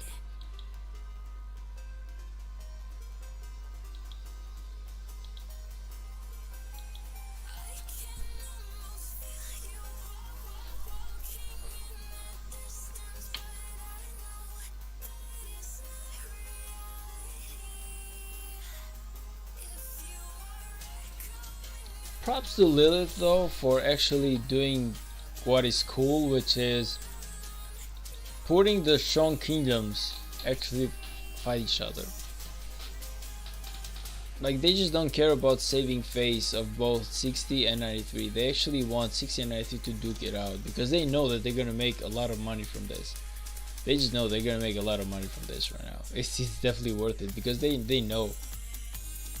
I think 93 will kick 60 out of Kingsland and try to hold Zig for like 30 plus days. That's gonna be amazing. I don't feel like 60 is ever gonna stop trying though. Like I don't feel like they're gonna just like admit defeat. I feel like they're just gonna keep fighting. But you're right about that. Like if somehow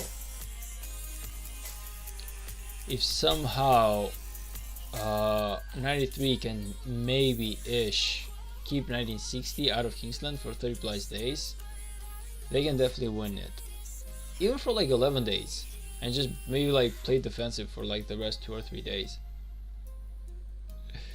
Jake the Dog Games, hey, hello man, how you doing, brother? I'm doing great, man. I'm doing great. I saw that you were about to do a live stream. I just was gonna do one of my own, so I really could not come and say hello, man. But thank you though, really. Thank you for the raid and everything. I appreciate that. How was the live stream, man? Everything good?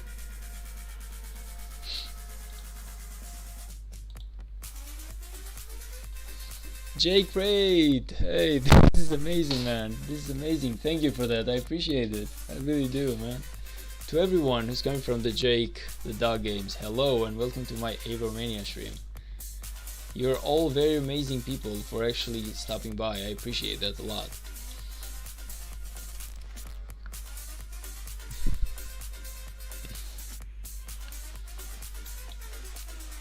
I was gonna stop by, man. If anything, I actually was thinking over it, but at the end of the day I was like, hopefully if I finish my stream first, then I still have some time to drop by to see your stream, how it was going. God damn it though. You know, if you just look at this, you're like, maybe, just maybe 60 stands a chance, but then you just go and see this. Then you just go and see this and you understand that 60 just does not stand a chance, unfortunately.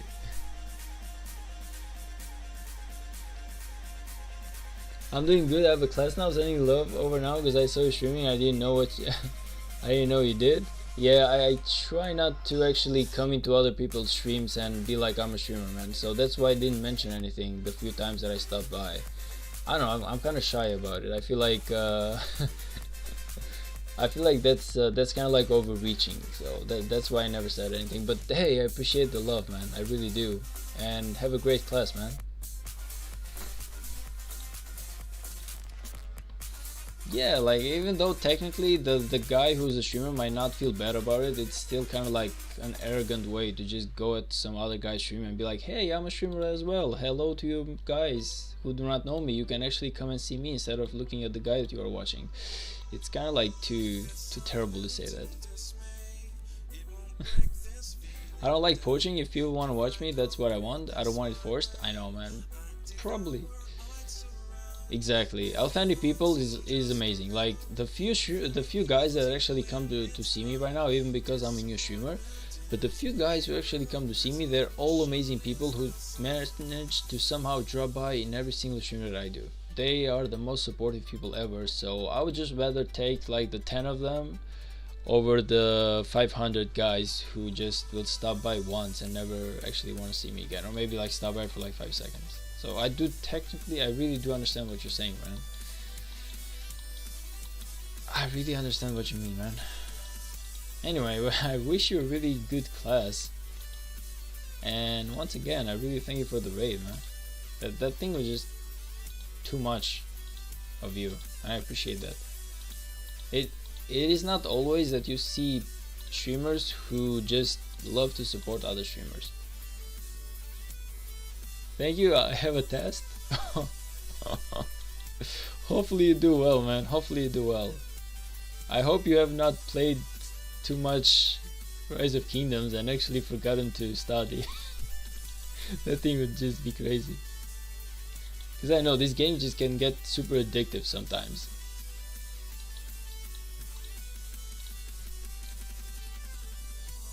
Needs and love. What goes around comes around. Definitely, man. Definitely. Like, I always make sure to say the good word and definitely keep on my list the people who have helped me. So I definitely do appreciate that. Bruh, no. Don't write about Rise of Kingdoms in the test. Well, he can maybe put like a small 1960 right at the end of the paper. Maybe it's a crown or something, you know. Like, the teacher will understand, man. Maybe the teacher is like a fan of 1960 as well, so who knows. Rise of Kingdoms overtakes our life so much it's crazy. Yes, it is. I remember when I first started playing Rise of Kingdoms, I was like, hey, it's not so hard. I can definitely play this game for like 1 hour or maybe like 1 hour and a half a day and just be done with it.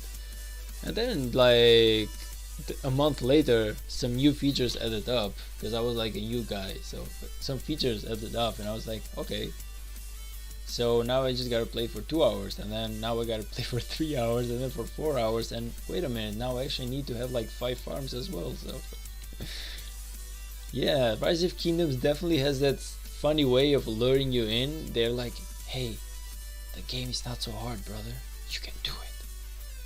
And then it's like, it's not so hard, but let me introduce some new features for you. Crystal Tech. Armaments. Commanders. Equipment. So yeah, I definitely do understand, man. It happened to me. It happened to me. I started thinking that I was not gonna waste more than 1 hour a day of playing this game. And now I'm just stuck. Low spender life is a pain. Try free to play. Try free to play, man. Do you see the Minamoto right here? Means not a single cent spent, and I'm not proud of it. Don't get me wrong. It's definitely hard though. It's definitely hard, man. But it's fun though. It's fun. Like, at the end of the day, it's a game, so the community matters. Everything. It's not all about winning, I guess. There's definitely like a lot of stuff to do. So even though if you cannot win every single KVK, or you cannot be like the biggest of whales, or you cannot be like the top one of your kingdom, you can still have fun. So that's definitely the thing that I love about Rise of Kingdoms. If you find like a really good community, you can have fun in it.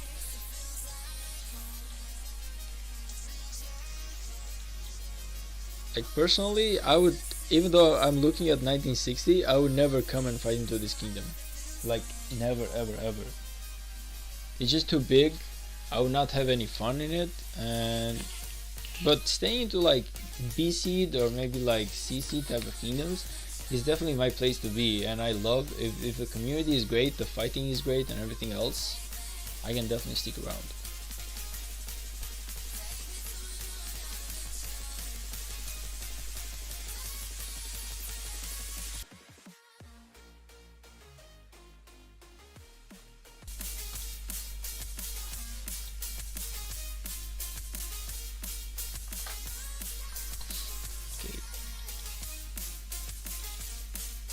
Damn, though, 60 is burning from all sides. Come on.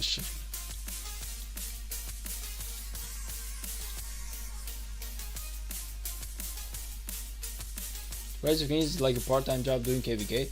I would say Rise of Kingdoms is a part-time job even doing non-KVK, because you still gotta build yourself up.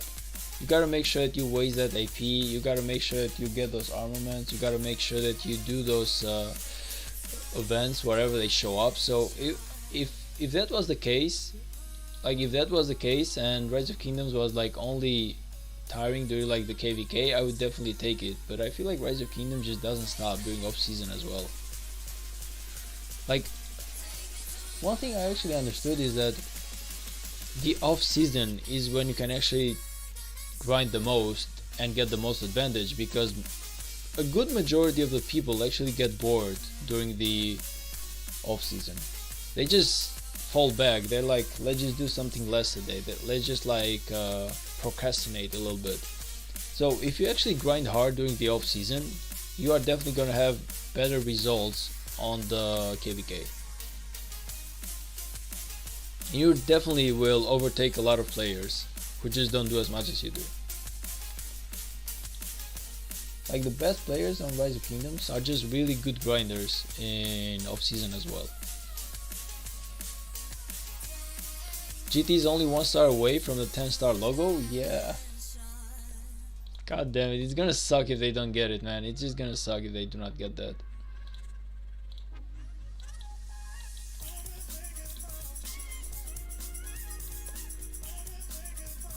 Okay, but I'm not like such a big fan of 9060 as I'm making it look. I'm just, I don't know, like the whole idea of undefeated kings. I've said it. I've always said it. I feel like it makes just everything interesting.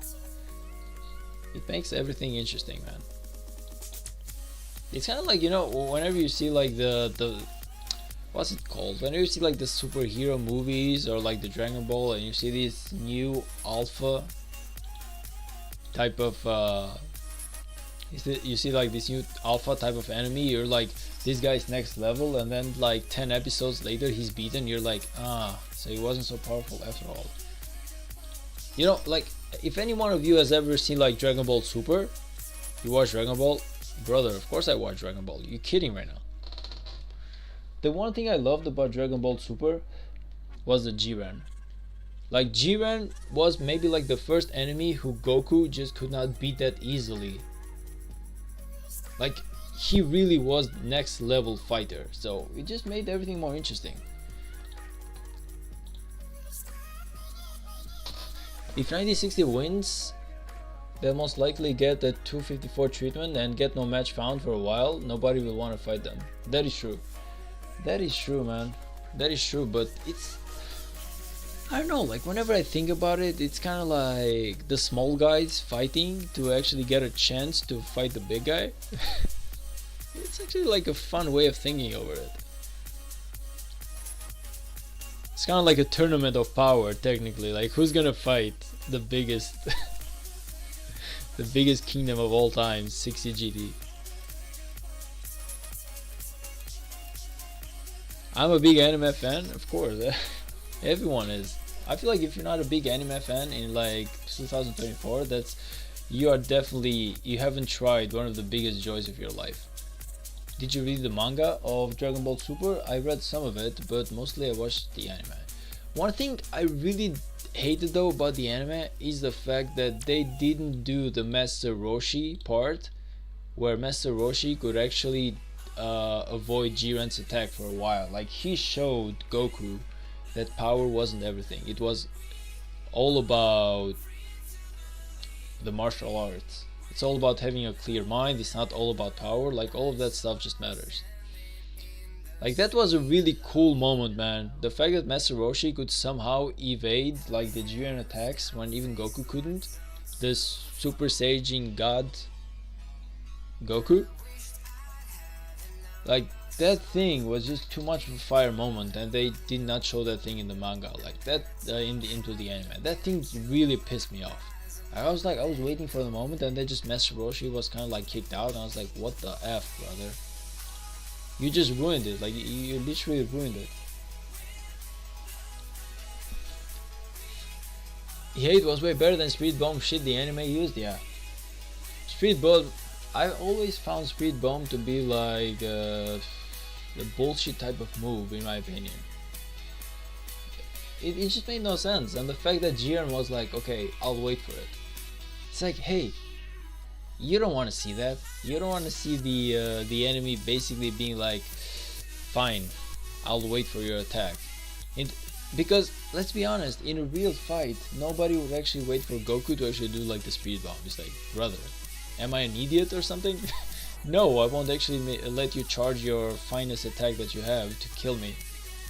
I'm not dumb. Like, I'm a fighter. I'm not dumb. I haven't made it all the way to where I'm at by actually being dumb and allowing the enemy to prepare his attack. Speed bomb doesn't work against Pure Hearted, so it would never work against Jiren. True as well. Jiren wasn't the bad guy, so I don't. That is true as well. That is true. Now that I'm thinking about it, I never thought about it this way, but now that I'm thinking about it, you are goddamn right about that, man. You are goddamn right about that. The speed bomb should just not have worked on Jiren.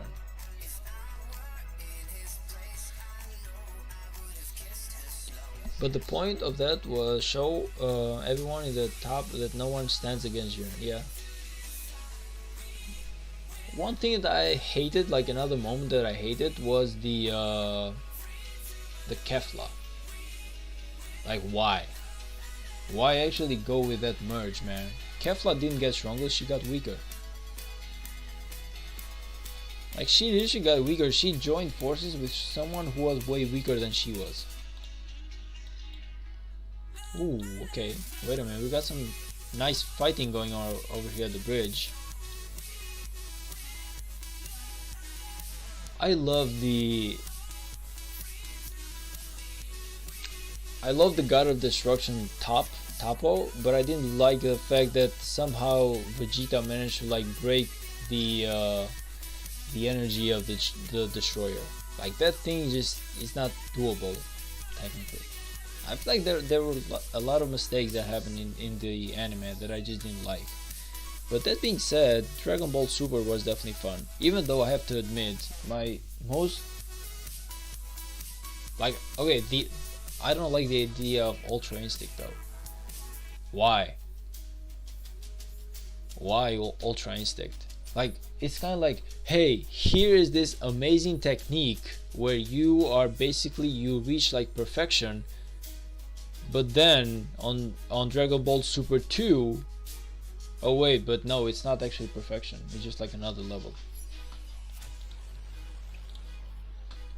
Yeah, Kefla is good, but power scaling is crazy. In manga it was good where she tied with Ultimate Gohan. Yeah, I feel like the one thing about Dragon Ball is the fact that they just cannot hold on to the idea of power anymore. Like, the power scaling is just crazy, in my opinion. Plus, one thing I don't like, okay, maybe you won't like me for this, Lilouch, but I don't like the fact that Dragon Ball is somehow only the Super Saiyans. So it's like, it's Goku, it's Vegeta, it's Gohan, but then you have Piccolo, who's basically useless. And then you have Krillin, you have Tien, you have Yamcha, all of them basically useless. So it's like, why keep them around? Why keep those guys around, man? You have to do something about that. I don't know if you ever watched it, but there's actually like a version. Did you watch Dragon Ball Super Hero? I feel like that was the dumbest, in my opinion. Like, I love Broly, but Super Hero was just like dumb. Like, somehow Piccolo got the orange Piccolo by actually being gifted by the Omega Shenron. It's kind of like, hey, you would have never gotten to this point by training, but let me actually gift you power. It's kind of like, hey, that's Piccolo right there. The guy is actually hard trying, he's training himself. How about you actually make him reach the next level himself? I didn't like it. Like, I just didn't feel like that thing was normal. The fact that I just didn't enjoy Orange Piccolo just from the fact of how he actually got that, how he actually got the transformation. I feel like that thing was just dumb. I would have been more of a fan if he actually gained it by training, by pushing his limits, by doing something. It's kind of like, hey, give the guy his credit. Don't make him just like be gifted powers like it's the Omega Shenron. I will give you some power of my own. Orange Piccolo is Piccolo's version of Ultimate Gohan. Yeah, I know, but it's just kind of like the way he got it. Like, Gohan got the power by himself. Technically. Like, okay, he was awakened, but by himself. But Orange Piccolo was gifted the power by the Omega Shenron, man. He didn't earn the power. He didn't... I don't know, man. He just didn't work for the power, I guess. So that's what I didn't like about the Omega Shenron, the Orange Piccolo. Oh, by the way, I was gonna say, have you ever watched Dragon Ball New Hope? It's basically about Krillin beating Cell. If you haven't, really, go on YouTube right now and just leave the stream, man, and go check for Dragon Ball New Hope. It's like 1 hour and a half, and you are gonna love it. It shows you a version of Krillin that you have never seen, and it's gonna be, at least for me, it was my most favorite Dragon Ball spin-off.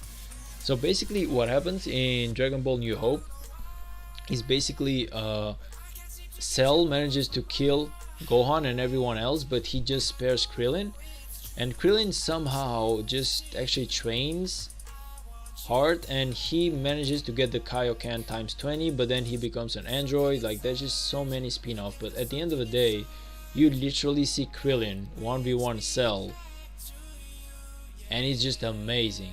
Okay, there's some other stuff there that I'm not gonna spoil out for you, but point is, you're just gonna love it.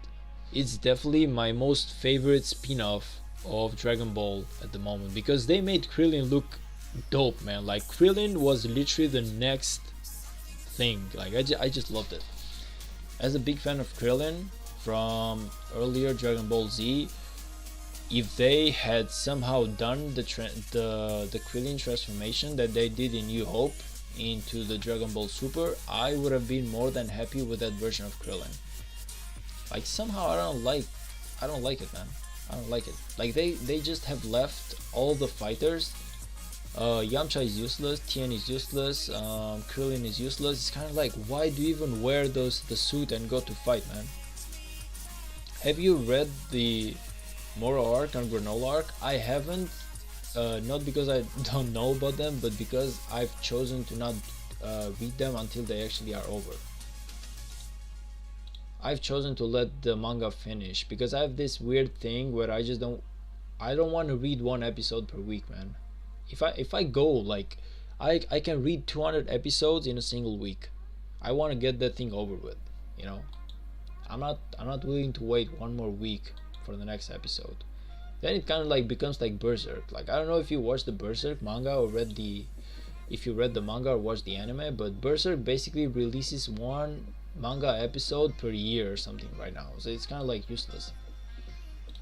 It's literally useless to go and watch Berserk at this moment. They are over? Oh, if they're over, I'm definitely gonna watch them. I thought that they were like still like continuing. That's why I didn't check it out. You should read both. They are peak DBS. Oh, I'm definitely gonna do that. If they're over, I'm definitely gonna check them out. Like, in my idea, I thought that they were not over yet. Yeah, I'm reading the manga right now. Don't spoil it, please. Oh, for Berserk. Okay.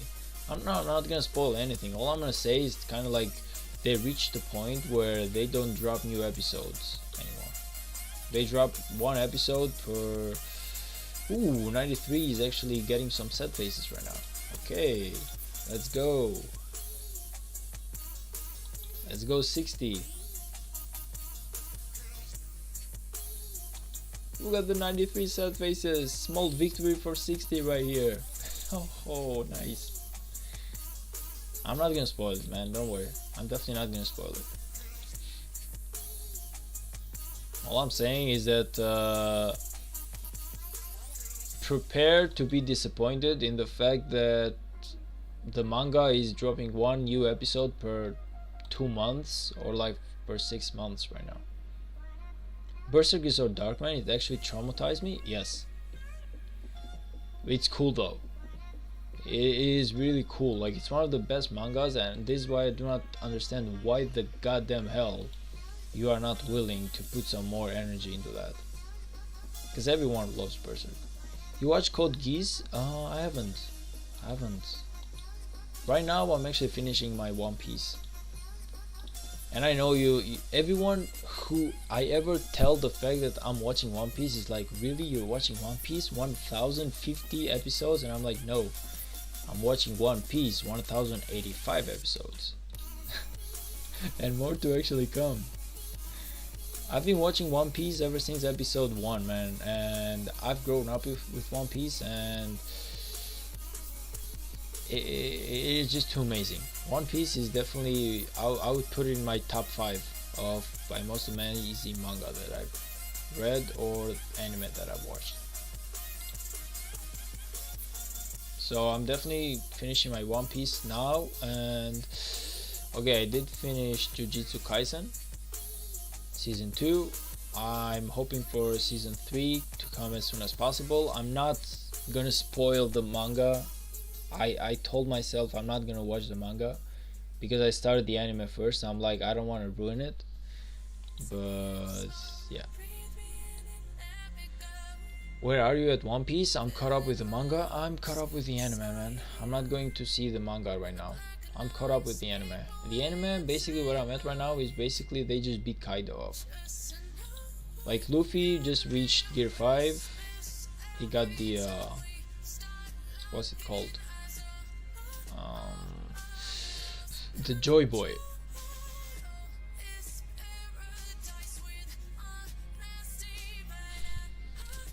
Code Geass is the best anime of all time. I've watched it 100, and Code Geass is perfection.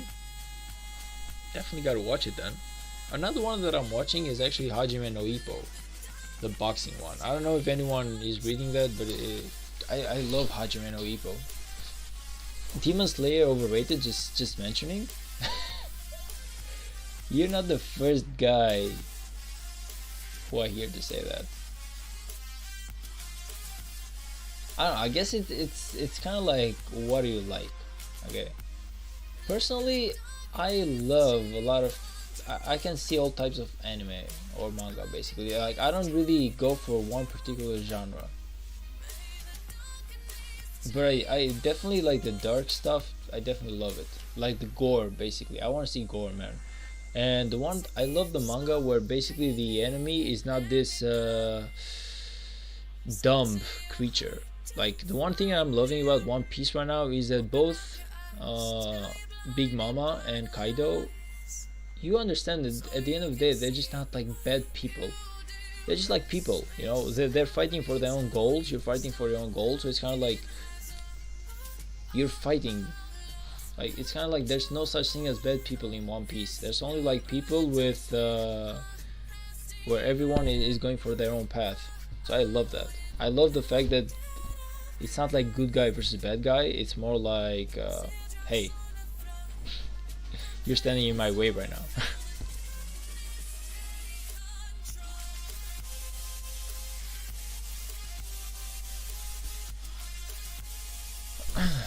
Shonen is best genre in my opinion. It's a classic. I've definitely seen. I cannot remember the names right now, but I've seen some manga though.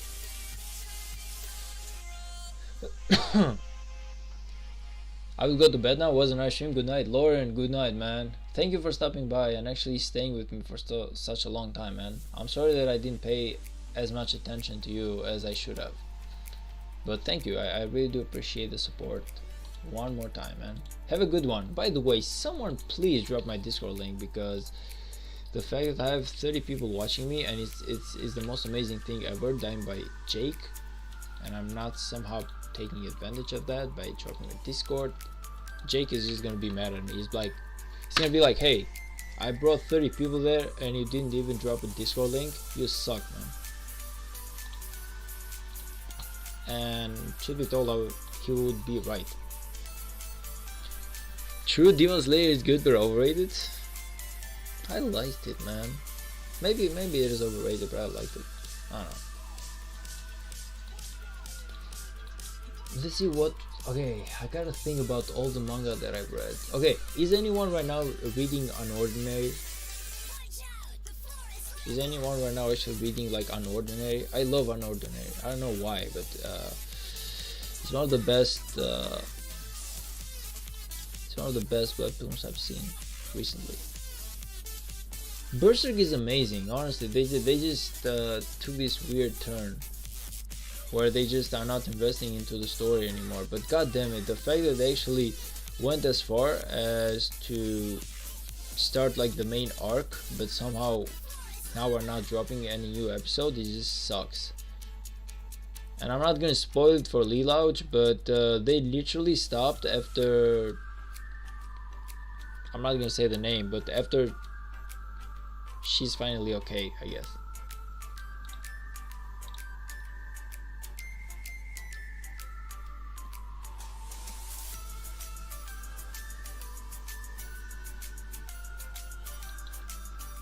Let's see what else. Like I'm right now I'm reading Unordinary, I'm reading Tower of God, I'm reading The God of High School, I'm reading what kind of other manga? Hajime no Ippo, definitely. Kingdom is another one that I love. Kingdom started as an anime, but right now it has stopped as one.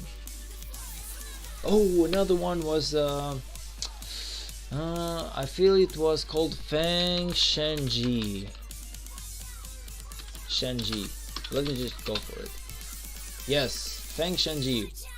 Really, you guys should look at that. If you haven't seen it, it's amazing. It's gods and everything, completely gore, amazing, crazy ass stuff. Definitely one of the best mangas that I've ever seen. It's finished one. It's from a couple of years back, but it's definitely a great manga, and it's colored. So that's like a bonus right there. That one is like another one.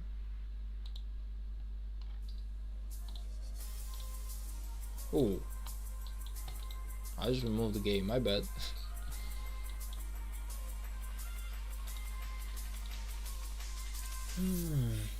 Let's see. I started seeing Boruto just a little bit, but it sucks. I'm sorry to say it if there's like any Boruto fans right now in the chat, but Boruto just sucks.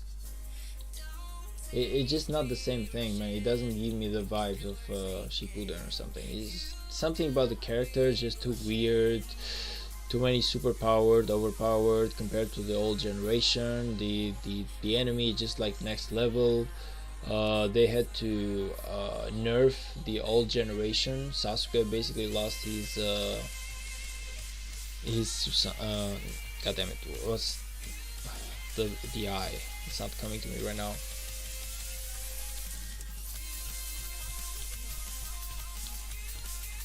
Sasuke basically lost the eye, and Naruto lost Kurama, so it's kind of like, hey, stop it. I'm not gonna watch that thing. I'm not gonna watch that. Plus the Kakashi one. Like, how you gonna nerf Kakashi? He's like Kakashi of the Sharingan, he's now Kakashi of nothing. So I'm definitely not gonna watch Boruto anymore. It's just, they ruined it for me. Drifters is good too, but no anime after season 1. Let me just check Drifters.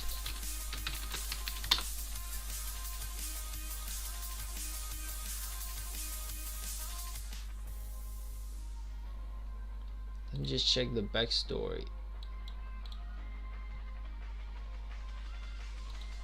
Drifter's story. I haven't seen this one. I don't feel like I've seen this one.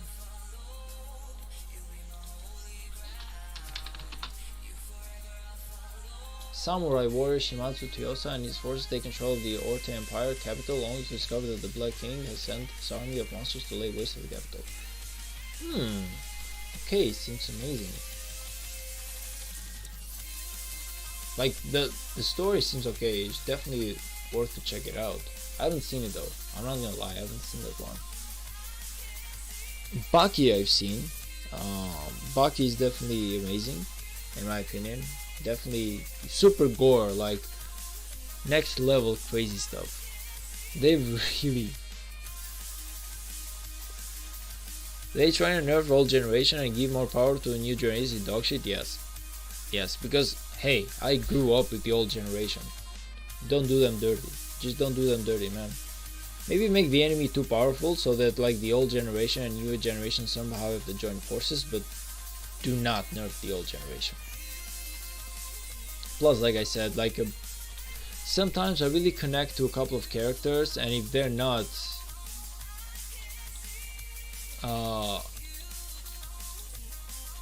treated right, I just hate the whole stuff. Like I hate the whole manga if the character that I actually like just is not treated right.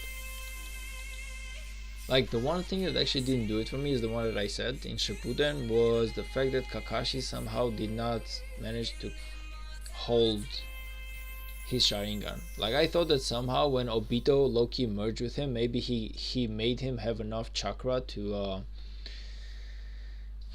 wait a minute, they're actually going for, wait a minute, 60 is going for the flag. Wait a minute, never mind, just give me a moment, guys. It's time to go for 60. Okay, the flag is burning. 60, there we go. You guys actually came up huge. Finally, there we go. 60 chose to actually woke up. Adam, hey brother, welcome to the stream. How you doing? Cheers is good. Also Baki and Amino Jiro, yes. I saw 60 burn like 5 or 6 flags. They did it okayish yesterday. Like they were definitely like 60 was starting to push yesterday. So in my mind, I was seeing like the Cheese Girl stream or something. I don't know which stream I was seeing. Like I saw a lot of streams yesterday. Cheese Girl, Lambu, Apocalypse, and a lot of other guys. Truth be told, I jumped back and forth, like seeing everyone. But 60 was starting to burn a lot of flags yesterday. So in my mind, I was like, this is the moment that 60 somehow like turns it around, and maybe 93 is just done for. But today, I see that's not the case. I see that somehow 93 still has the numbers to keep pushing. That being said, this should be technically their off time, so maybe there's like, it's like the moment for 60 to like just gain some territory back. Which kingdom am I in, bro? I'm in kingdom 3207 at the moment. We finished KVK 3. I'm still not in Season of Conquest. I start my Season of Conquest in basically like a month if I'm lucky, if we choose to go straight for Season of Conquest. So I did okayish. We lost KVK 3, should be told. We also lost KVK 2. So technically on a score, like on a personal score, I'm 1 win and 2 losses at the moment in terms of KVKs, but we lost our KVK 3, but I definitely did a lot better than I did KVK 1 and KVK 2. So KVK 1 and KVK 2, I had a total of 8 million kills, and I managed to take it up all the way to 33 million this KVK, but we only fought like 2 days, and the biggest reason as to why we lost, unfortunately, let me just say it, was because our kingdom just didn't come up as huge as we had expected. Sadly, we had a lot of players in our kingdom who, let's just say, they talked the talk but they wouldn't walk the walk, meaning that they were saying that they were eager to fight, but the moment that they lost a couple of trades, they were like, nah, F this shit, we are just gonna save our resources for Season of Conquest. So we're just gonna kick those guys out for sure, and get some new members, people who actually want to fight and don't really want to just justify being into this kingdom. That's nice, good luck, thanks man, thanks. Like my first Season of Conquest should be nice. I also did fight half the KVK with Charles Martel as my primary commander. So now we got Scipio, and we got the Liu Che, and we got the Zhuge Liang. So this was definitely a really good KVK for me. I got so many good stuff that I really needed. Finally, I got those Season of Conquest commanders. I got that full AoE in my sleeve, so it's definitely gonna get a lot better from now. And I got my farms, who I've actually been working on. Let's see.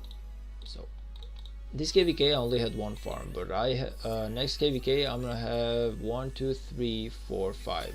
This one no, because this is in the new kingdom, only KVK 1, so I can't take this one to Season of Conquest just yet. But these 5 cities will definitely be enough for my first season of Conquest. So yeah, I've done some nice prep. I know there's a long way to go. What do you guys think about 1960 strategy? I think they're trying to drain 1093, but they had several no match found, so it won't be easy. Honestly, man, I want 1960 to win this one, but I don't see 93 losing, man. Let's just be honest. I just don't see 93 losing. Like, the idea was that 1960 was gonna drain 93 in maybe 4 days or 5 days of fighting, but we are in 5 days of fighting today, and 93 is looking as strong as ever. If anything, it's 60 who has lost a little bit of power, so I wouldn't know what to say, honestly. I feel like 60 has like a 30% chance to win this right now. If I don't see any fall off from 93 soon, I feel like they definitely not gonna make it. Like, this unfortunately might be like the dethroning of the king. I mean, 93 has 3 alliances, full main game is crazy, true, and I stand by my word where I said that even though I want 60 to win, the truth is 60 might have like the big players, big spenders, but at the end of the day, let's just say that for everyone, let's just say that they trade equal and both sides lose like, let's just say $1,000, because 93 now has triple the players. Every single player from 93 is not losing $1,000, they're losing 333 or something, you know. So point is, they are dividing the damage that they're taking. They are low-key dividing the damage that they're taking, so I feel like even though they're like smaller spenders, they have the numbers for that. 93 needs to keep the pressure up for another 12 hours and Kingsland is sealed. Yeah. I don't feel like 60 is ever gonna stop fighting, don't get me wrong. I feel like 60 has enough power to keep fighting all the way to the end of the Kingsland. But at the end of the day, no matter how much they fight, it's a matter of power and it's a matter of numbers. So even though 60 can keep it up, unless 93 start dropping, 93 full power is a lot more powerful than 60 full power, is what I'm trying to say. They have the numbers, they have the resources, they have the speed ups, they have everything. So if 93 does not get drained, 60 is not going to be able to do anything, is what I'm trying to say. And we have 2605, but let's be honest, 2605, in my opinion, as much as I love Cheese Girl and I love 2605 and I feel like they're a really great kingdom, when compared to 1960 and 1093, I feel like these guys are just nothing. I'm sorry to say this, I'm really sorry to say this, I really don't see it. I don't see 2605 doing anything. I feel like they just, even if they get to Kingsland, because man, I'm gonna be really honest here, they cannot even burn these 2 flags from 93. And about 5 hours ago, when I was in the Cheese Girl stream, Cheese Girl literally said we cannot fight 93 on field fighting. So every single time that they try to burn this, what 93 does is basically they show up here, they destroy the old forts, they build new forts, and then they kind of like leave again. And my question is, if you cannot burn forts right now, what do you hope to do once you get to Kingsland? So it's kind of like, hey, you just can't do it. Bully? I'm not a bully, man. I'm just trying to say the truth. Like I said, I love Cheese Girl and I love 2605. I feel like they're an amazing kingdom, an amazing Imperium kingdom, but 93 and 60 is just on a whole new level, man. They're just on a whole new level. Like 2605 right now is low-key just spent and can't really do much.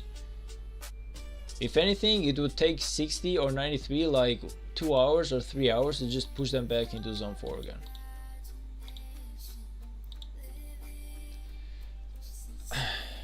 Rob, hey brother, 93 is more than enough motivated at this point to win this. Yes, truth be told,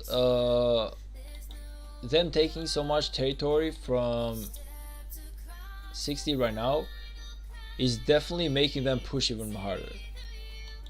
It's definitely making them push even harder. And one thing I don't like is the fact that I don't see 60 even contesting this pass anymore. Like, they're low-key just playing the draining game. They're like, okay, we're just gonna play the draining game, but it's, hey, you gotta fight in multiple fronts, man. You cannot afford to only fight here.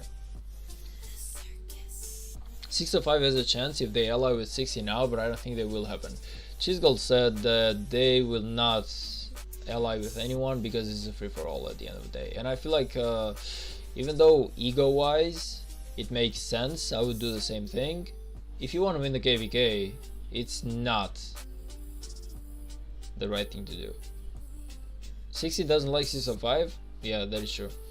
So it's definitely never gonna happen, but you're right, like it's the only way that 605 could even have a shot at Kingsland, if they were like allied with 60 or allied with 93. What Cheesegold said, okay, I'm really, it feels weird if I just keep quoting the guy. By the way, Jake, aren't you studying, brother? Don't you have a test?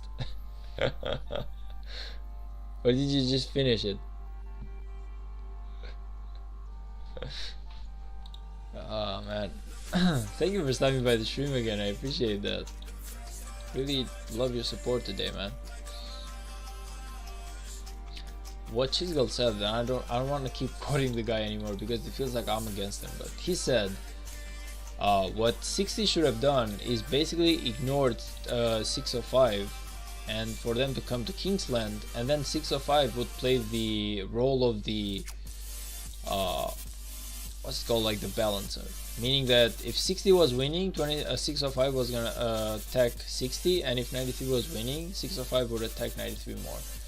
And even though it's a great strategy, at the end of the day, it's like, why would 60 actually believe that somehow you would not team up with 93, or why would 93 believe that you somehow would not team up with 60? So nobody wants to take that chance. I would do exactly what 60 did, which is I would shut down 2605 at the very beginning, and I would make sure that at the end of the day you just shut down into your own zone, and by the time that you make it to Kingsland, we have already settled our score and it's just done for. I see 4 camps are allied with 60. Kind of 93 is overdog. I mean, on a 65 really trying to burn 93. True. Okay, it's what I said, meaning that the way that they're saying, and this is literally what Chisgold said, is that they are trying to burn these forts, but every single time that it's almost close to them being burned, 93 shows up, they build flags here, they remove the old fort, and they make a new fort. So, and they can definitely protect the fort until it's being built. So these are like what they said. I don't know. From what I'm seeing, 2605 pushed all the way against 1960, but they're not pushing against 93 at all. Like, they're justifying it with that reason, and maybe they're right. I don't know. I love the G4s though. Like, the G4s are definitely showing huge in here. They're actually pushing quite a bit. Like this one, Alliance in particular, which is 12J or something. 12L, sorry.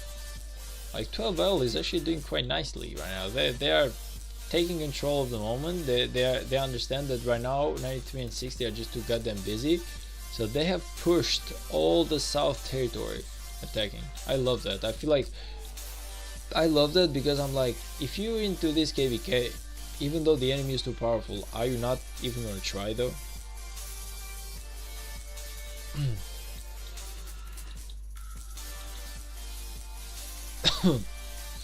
I'm watching Pluto Gaming stream Farmer or Fighter.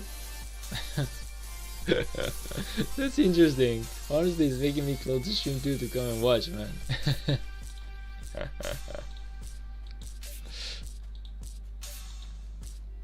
Pluto Gaming, another amazing guy, by the way. Another amazing guy. Like him, Lembu, Only Farmer, all of them. They've really been so supportive of my stream. And Jake as well now. So honestly, I'm gonna be honest, I'm loving the Rise of Kingdoms community. There's a lot of great people here who just don't want to hold to the viewers, only to themselves. Like, they're trying to grow the community, they're trying to be supportive, they're trying to build this amazing community where everyone is helping each other. You don't see that in other games. In other games you don't really see that, sadly. Like, I've streamed League of Legends, I've seen zero love from other streamers. I streamed like quite a good amount of games, should be told, on Twitch. Maybe it was like the Twitch thingy, but nobody real actually cared there, should be told. But the Rise of Kingdoms community is kind of weird in a good sense. Like, they're really supportive of each other. Everywhere I go, I see a lot of amazing people. Like I said, I don't go and tell them that I'm a streamer, but I'm amazed at how many people know that I'm actually a streamer right now, when should be told I'm literally a nobody. Why the hell did I click that? Yeah, I don't know why I clicked that.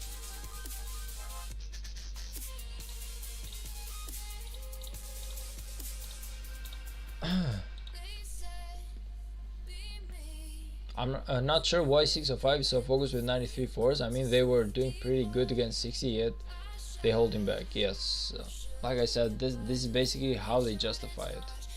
But it feels weird to me that they're not trying to hard push a little bit there as well. Plus, like I said, what happens when they actually get on Kingsland? What is like the big goal of 2605? And I didn't get a reply for this at the stream, because honestly 2605 might have like really good strategy going on. I'm just like really curious as to what is it. Are they trying to come to Kingsland, and if they are, who are they trying to fight? Can they even fight either of the sides, or are they trying to go for something else? I don't understand what they're trying to do at the moment, but I hope they have a good plan and they surprise us all, should be told. I would love to be surprised by 2605. If 2605 can actually pull a really good upset, I would love that. I would be really surprised. At the end is stamina KVK. Let's see who gets drained really. That is true. At the end it's kind of like the money game, should be told, into this. It's all about the money. Whoever has the most money. And yeah, honestly, as long as you have money, you are definitely willing to fight. You are losing almost nothing. The big goal of 605 is not to let 60 win, that's all. You're definitely right about that. Like, I don't understand, why do they hate each other so much? Like, why? At the end of the day, man, I feel like they really should be friends, in terms of like, they're not even fighting each other a lot per se, you know. Like, they're just on different leagues. So I would understand if 1093 and 1960 hated each other. I would understand, because they're like enemies. So technically you low-key hate the enemy. But if I hate, let's just say it's kind of like 3207, which is my kingdom, which is a lower B seed kingdom, hating on 1960. It's kind of like, why? We are never gonna fight these guys. They haven't done us anything. We will not do anything to them. So at the end of the day, it's like, why do we hate them so much? We just stay out of each other's business, I guess I'm trying to say. At the end of the day, the one who holds the zig at the end wins. Either that or whoever holds the most territory, I believe, if I'm not mistaken.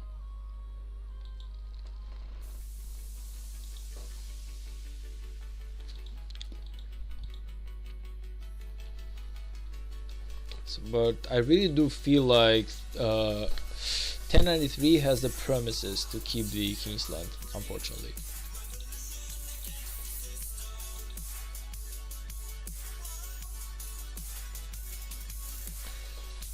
Now whoever holds the zig gets star and out arc rewards. Yeah, but if they do not, if neither side actually occupies the zig, I feel like the one who has the most territory wins. I feel like, I don't know where I've read the rule, I might be wrong about it. If 60 wins, it would be 40 wins in a streak. I've said it multiple times, I want 60 to get all the way to 20 wins. I want them to get 20 wins before they fall, because it's gonna set an amazing record, and truth be told, almost nobody will be able to break it. I'm not saying that 13 or 14 is easily breakable, it's not. But you can imagine that if a kingdom has done like 50 KVKs, they will definitely get that one day. But I don't know, man, something about the 1960, I don't want them to lose yet. I want them to be the kings, the emperors, the absolute gods of this game, just so it can drive people off to actually want to fight them. Because truth be told, the more that 1960 actually wins, the more enemies they're making. Let's be honest about it. Like, the more enemies they are making, like in terms of, or maybe like the more rivals, the more that they win, the more people actually want to beat them. So even if 1093 somehow fails right now, which I don't see them doing that, but let's just say that they fail and 1960 wins, the next KVK of 1960 is definitely going to be a lot harder, in my opinion. Like, a lot of people will just gather or migrate somewhere and just want to fight 1960 again, because that's where the fun is. 1093 haven't built on the left side of Kingsland at the end. I don't see as, like, why do we even have a need to build in here right now? All they want to do is focus all their power here. They want to build as many flags as they can here to just stop 60 from going to the Kingsland. They don't want to waste a single flag on the left side. It's like, why? We have no enemies here. It's only allies. Yeah, that's kind of like the way I look at it. Soup, thanks, man. Thanks for the subscribe, man. I appreciate that. Thank you for the likes, the subscribes, the comments, the everything. I really do appreciate, man. It's such a huge support from you people. It's not hard to get 30 win streak, but 1960 have gotten all these wins as an Imperium fighting against the strongest kingdoms, which is crazy, yes. Yeah, exactly. That's exactly what I'm trying to say. But even getting 13 wins in a row, it's definitely not easy. Like 13 consecutive wins, it's just definitely not easy. But I don't know, I just want them to get all the way to 20. I want them to get all the way to 20 before they fall, I guess. Maybe by the time that they get to 20, I'll be like full power and just join 93 to just burn them. I don't feel like I ever would, I'm just joking about it. I'm just joking about it. Like, I would never join an Imperium Kingdom in my idea. Like, the only way I would join an Imperium Kingdom would be one single fight. Like, I would just go to that Imperium Kingdom for one, and I repeat, only one single fight. Because I know that I would burn literally everything I have, my own soul, if I may say, only to keep up with the fighting. I don't feel like I would do like any difference at all, but only to keep up with the fighting and everything else, I would need to burn literally the resources of a lifetime. Should go AC, best of both worlds. I feel like AC is definitely possible. And if I'm gonna migrate right now after this KVK, I'm thinking over it. But the kingdom where I'm basically thinking about going, maybe ish, it is actually an AC. So we're gonna see if I do migrate or not. I'm kind of like too reluctant on doing it. Like, okay, I have this weird thing where I don't like the fact that we lost against 96, so I want to low-key fight 96 again and possibly win. Is there any changes on Kingsland? 60 just keeps burning. They are shrinking down and they're like 5 or 6 at max flags away from losing Kingsland.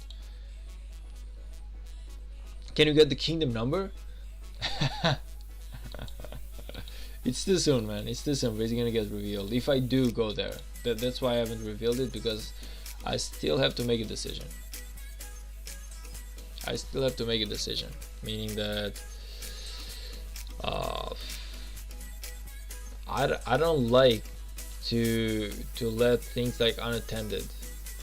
Like, we lost against 3201 in KVK2, and I wanted to win against 3201 KVK2 on KVK3. But we didn't get matched with them. We actually got matched with 3196, and we lost against 3196 as well. So I don't like leaving on a loss, man. I don't know why. So I'm thinking about it. I'm part of me is like, maybe I want to do another Season of Conquest fight here in 3207. Hopefully we get against 3196 again, and we just win this time. C4 pushed, but they're not crazy. Yeah, they're definitely pushing quite a bit though.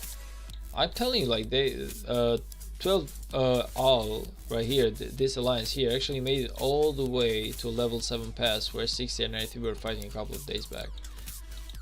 I don't think C4 can do anything, even though they pushed. Yeah, I feel like basically what the biggest damage through the 93 that they are trying to do is just take, basically like take the sanctuaries. So they like remove the 10% speed right here. They remove like so many of the stuff right here, like the healing speed and everything else. I feel like they're gonna go for this one next, you know, just so many stuff here. Healing speed, hospital capacity, all of this. I feel like this is basically what they're trying to do. They're trying to weaken they are trying to weaken 93 by actually taking the passes and everything else, like taking the circles, the objectives. If they can remove some pressure from 60, it would be so important. Yes, even because, truth be told, you might be like, that's not fair, but at the end of the day, didn't 1960 actually fight 2605? So technically they did waste a couple of resources and speed ups trying to fight 2605. So 93 just having a couple of enemies right now isn't exactly that much imbalanced. You know, it's kind of like, hey, 1960 fought some other guys as well before they fought you, so how about you fight some other guys as well before, well, while you fight 1960, I guess, or after, I don't know.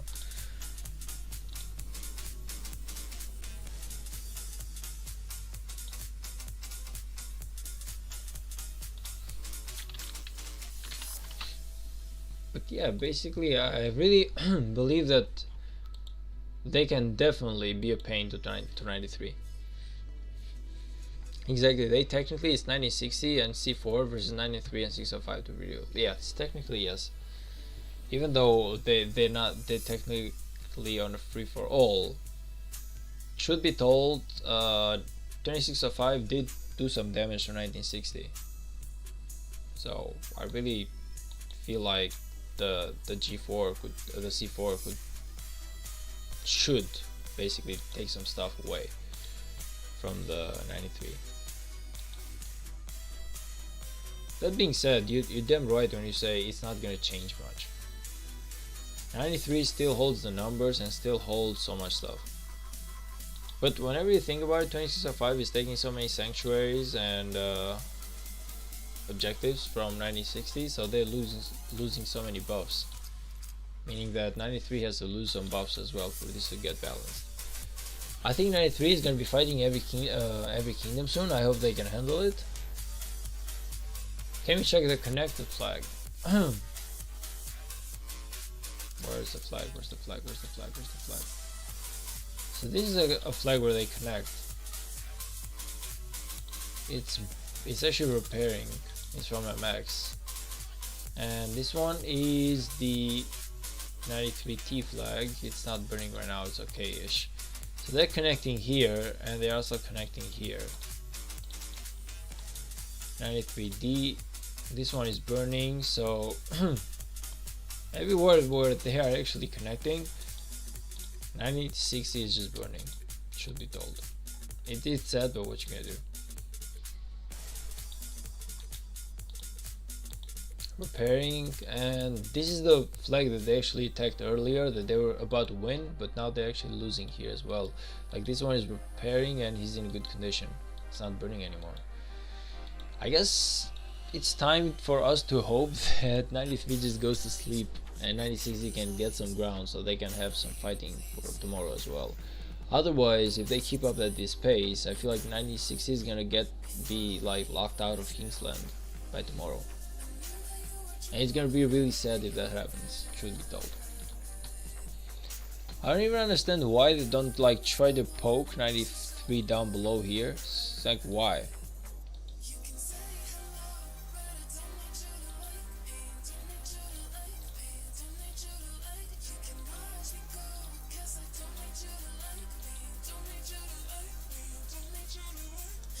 Oh, there's 60 GT flag. Okay.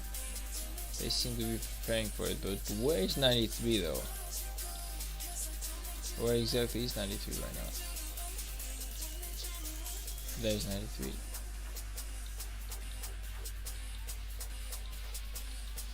Okay.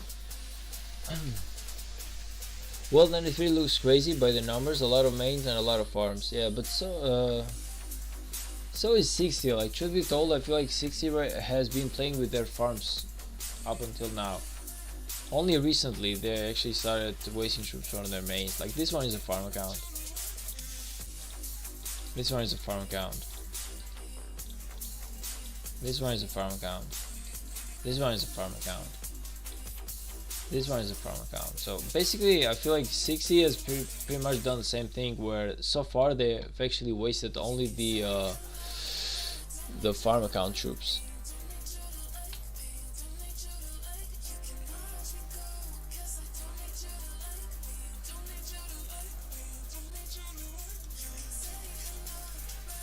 It's 93 uptime now, and crazy 60 is even defending against them. 600. Okay, let me just go to the coordinates.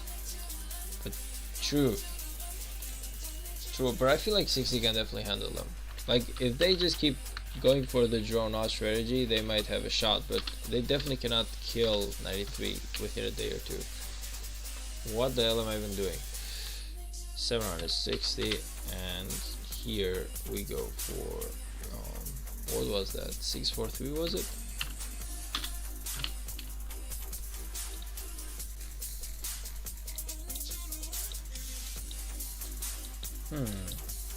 So there's a 60 ball versus the 93 ball. Let's see who's gonna win it. Let's see who's gonna win it. Oh boy, you just gotta get out of there, man. You're gonna get squashed. You're gonna get squashed, man. Get the hell out of there. 60 has more farms because of the domain system. 1093 is 450 mains and 350 farms. 60 is 250 mains and 550 farms, yes. And I feel like somehow, someone, I don't know who it was, but someone told me that 60 has a lot of more resources than 93 does. I don't know how true the rumors are, but that's what I believe I heard.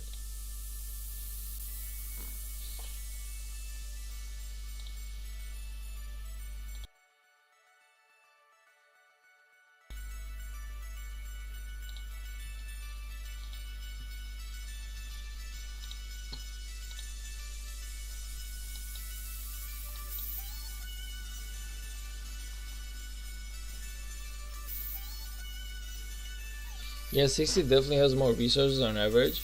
Yeah, I guess in a drained out war, they definitely might win this one. The question is, and it's the way Lilav said it, does 93 have enough resources to last for another 30 days? If they can handle another 13 days, if 93 can actually do that, 60 just cannot do anything. But if 93 starts falling and they start having problems with resources and speed ups, that's where 60 can actually start pushing back.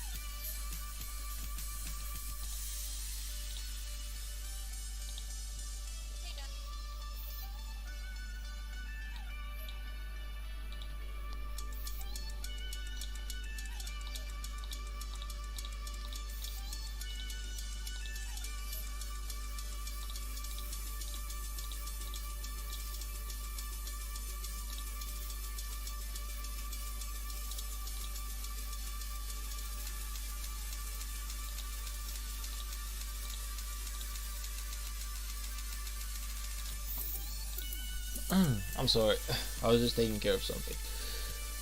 93 spends was 50% of 60 spending on KVK only. Where do you people even get the statistics though? Like, I'm amazed at how much people you know about it. Like, it's amazing, honestly.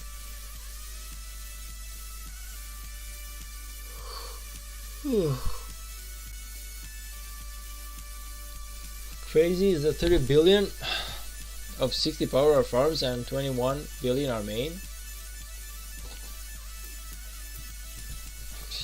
When you think about it, they are only burning like their farms so far. Like whenever it comes to flags and everything else, I feel like they are reinforcing with flags with farms only.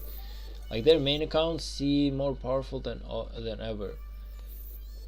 Let's just see actually how powerful is 60 at the moment.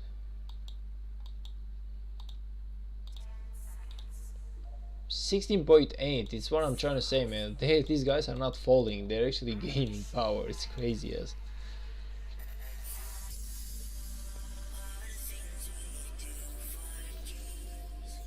By making free for all 60 though, they could easily dominate both 604 and 93. Do you mean like 605? I don't feel like they could dominate both of them. I feel like they're struggling just enough with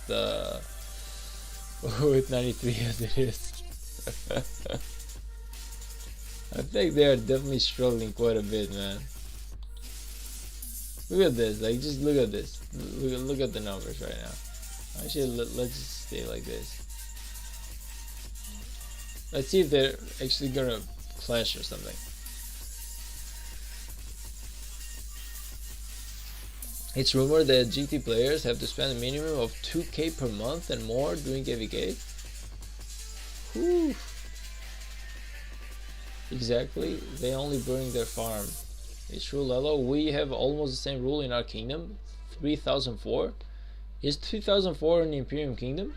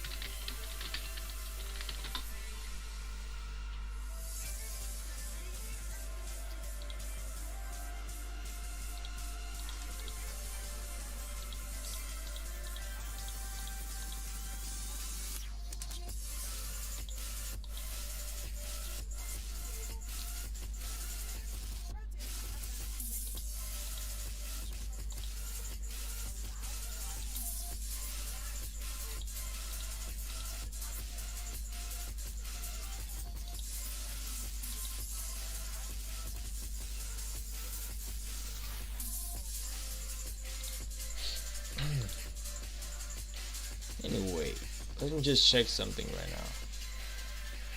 So, I'm sorry guys, we back. What a day it has been to come seeing 1960 running away from a murder bowl. It's true. Like, I don't know, man, maybe it's me, but I feel like 1960 numbers are just getting lower and lower in the in the fighting. Even though technically they don't seem to be losing that much, I don't see the big balls that ooh, that came out wrong. That came out really wrong. But you get what I'm saying. I don't see like the big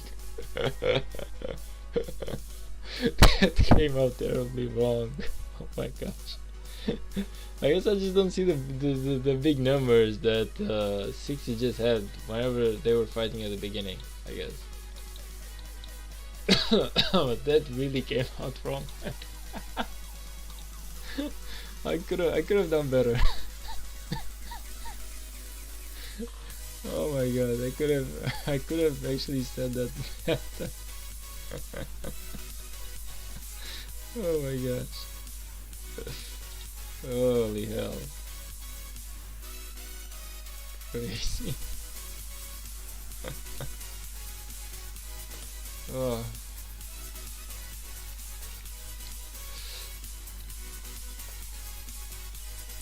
2960 was a project like 1960. We failed, so we migrated to 1304. So it means that 1304 must be quite big then, as a kingdom. I heard 3035 also failed to become the next 1365. I don't know about that. Honestly, I've been getting a lot of kingdoms lately that they're trying to say that they're like the next huge thing, but I'm like, hey, if they are, just let them show it.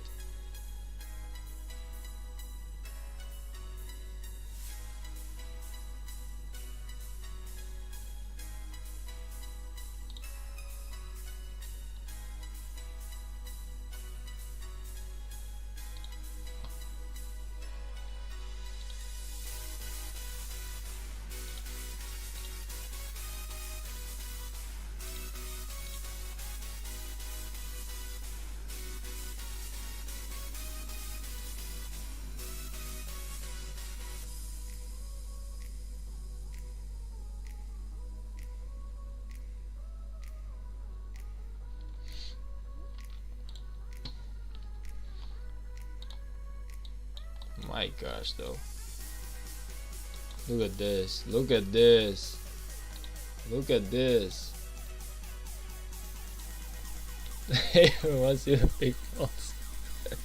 Come on, you know what I was trying to say there. You know exactly what I was trying to say there. Don't make it seem weirder, please. 2960, we won first KVK, but KVK 2 we got betrayed as always. They hit Imperium when they became Caesar Conquest Kingdom. New kingdoms betray so much nowadays. I hear so much rumors about betrayal. 2004 is that is true though about the fact that I see a lot of betrayal on KVKs, man. I don't understand this thing. Like, do these people have honor? Ooh, okay. 93 is really hugely pushing back though.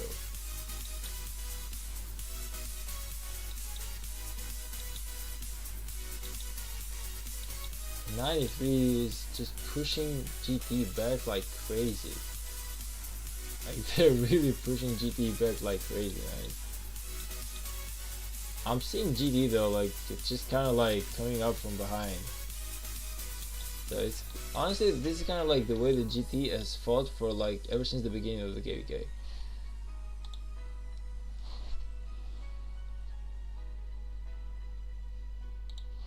Like, they always basically go back against 93, and then whenever 93 basically backs, they start pushing.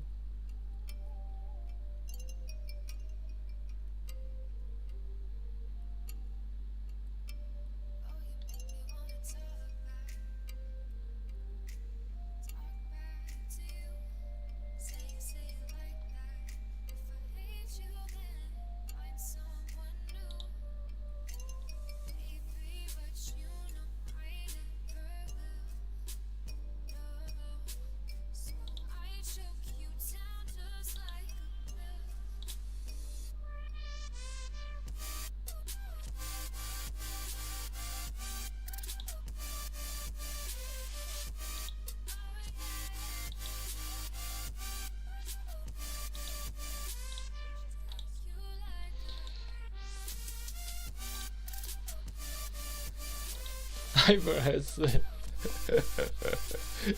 also said something about where to make big balls in the King's Land. I wasn't trying to make it like that. Oh my gosh.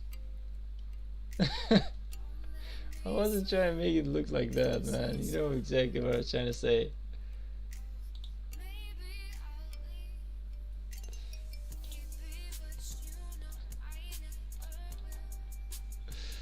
Holy hell.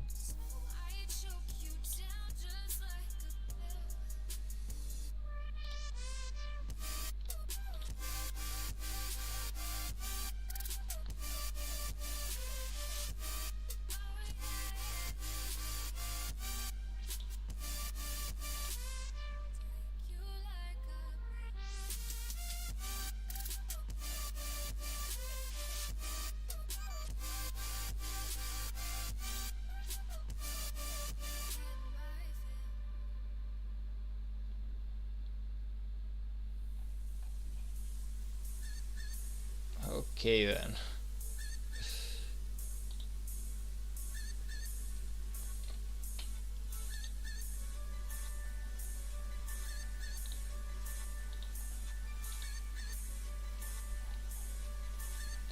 Did you watch Overlord? Yes, I did. Of course I did. Who doesn't watch Overlord, man? Who doesn't watch Overlord? 2004 is big. 2004 is big, but not compared to all 2018 Korean Kingdom.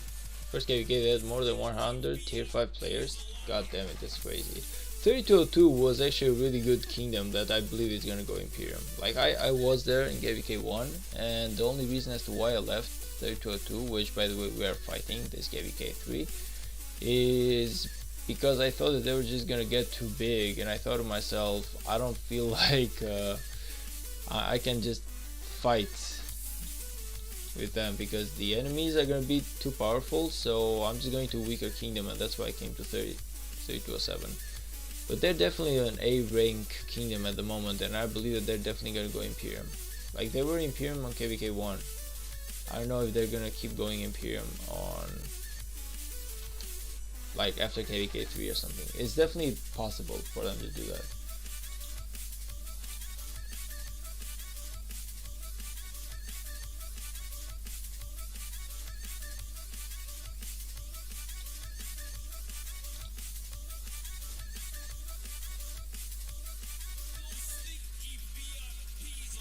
Big Kingdom, if you're not the pay to win, is bad. You're gonna get wrecked. Exactly. Like you're gonna get to fight a lot bigger enemies, man. And I don't believe that thing is a good thing for you. Whenever you think about it, like at the end of the day, I just want to fight people of my own size. I really don't want to fight guys who are like 10 times better than I am.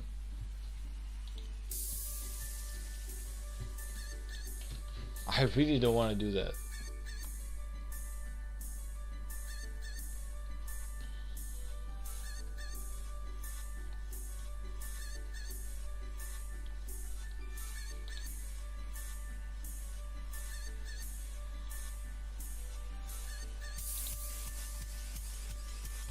Anyway, man, I was trying to, honestly, I'm sorry for being silent for the moment, but I'm trying to find that redirect mode because I really wanted to redirect Pluto Gaming, but apparently it's just not possible for me. I gotta look at why that is.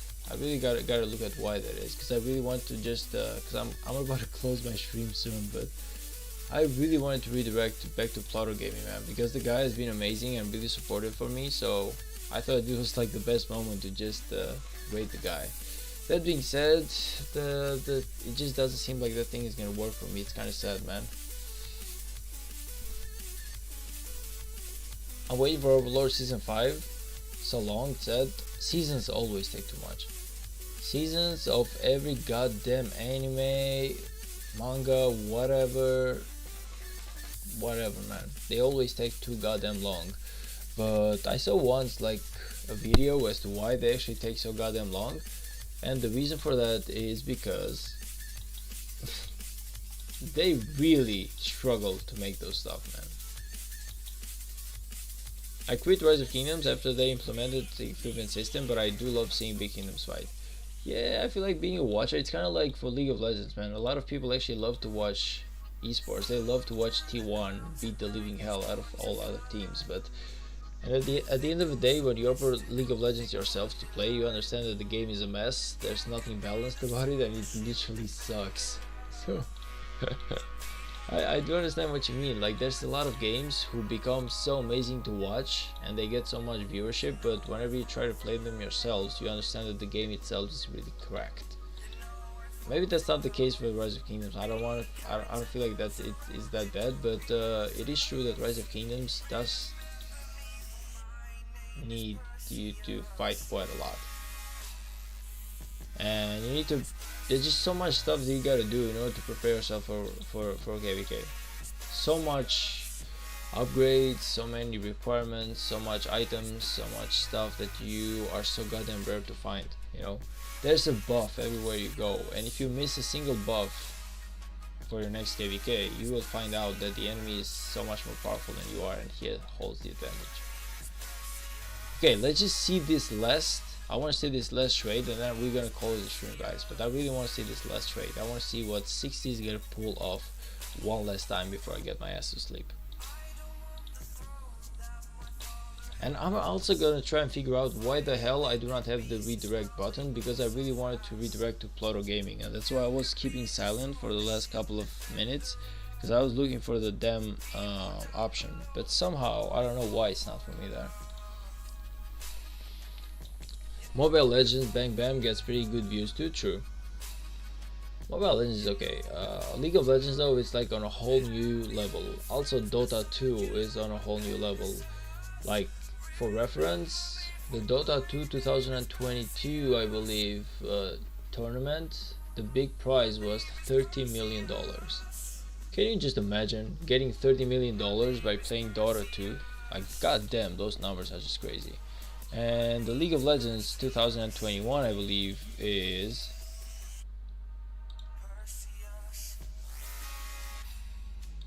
something less. I don't remember what exactly, but oh, about 7.5 million. Oh, I just okay, crazy stuff. I actually just lost the mouse right now. My mouse is literally not working anymore. Can anyone see my mouse right now? Because I really cannot on my screen. I don't know where my mouse is.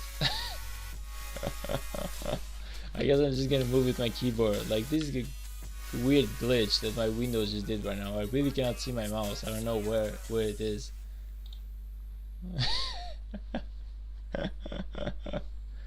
Holy hell, this is crazy stuff. I guess I'm just gonna move with my keyboard. This is weird though. This is really weird. So where is 93? I really cannot see my mouse, and it's not only in game. I literally cannot see my mouse nowhere. Like, in any tab that I go, my mouse has just disappeared. I don't even know how I'm going to close my stream down. It's gonna be one hell of a challenge. Find the mouse. It's not here, man. It's crazy. It's really not here. Like, I can see the fact that it's moving because I can click and open stuff technically, but I don't know where it is. I just don't know where it is. Like, turn off the mouse and turn it back on. Yeah, and actually maybe risk to not find it at all. Okay, fine. I'm gonna listen to you, but I feel like it's gonna get me in trouble.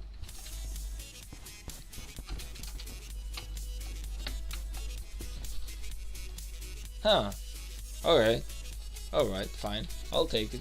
I'll take it. Good idea. Good idea. I was just... We have the mouse. Guys, we have the mouse. Look at this. We have the arrow. By the way, I hate this new arrow. Like, the old one was a lot better. Don't you feel like this one is just too goddamn big as an arrow? Like, everywhere I go, it covers the whole screen. I know that there's like an option where you can just have the, not the gaming arrow, it's somewhere in here. Let's see, customization. I feel like there's you can resize the mouse on the settings, yeah, but there's also like an option here where you can not use the gaming mouse, even though I like it. Let's see, but it's definitely somewhere here. I just gotta check where it is. Yeah, there we go. You can just go like this. I like this one. Just, yeah, this is better. This is like a lot better. See, guys? So this is where the fighting is taking place right now. Just imagine trying to fight with this mouse. Now it's impossible to lose. Now it's impossible to lose. Oh, okay. So this is where 93 is. Imagine trying to attack someone with that. Exactly, being like, what? Huh? Okay, there you are. Wait a minute. Ah, there you are. What? Okay.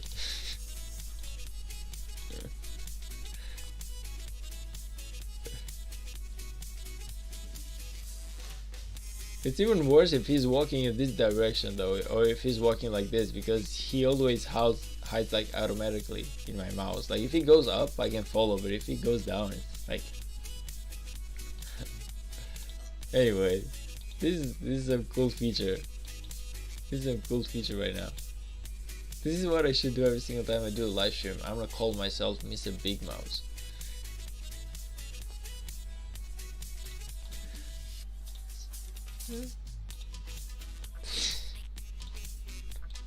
The options though.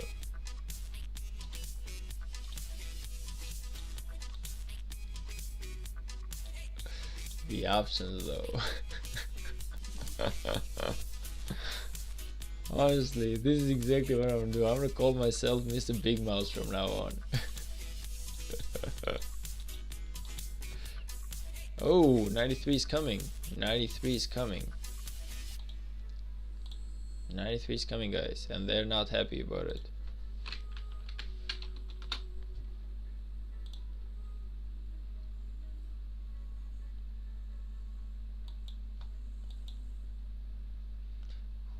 Apparently this is the flag that they're actually targeting.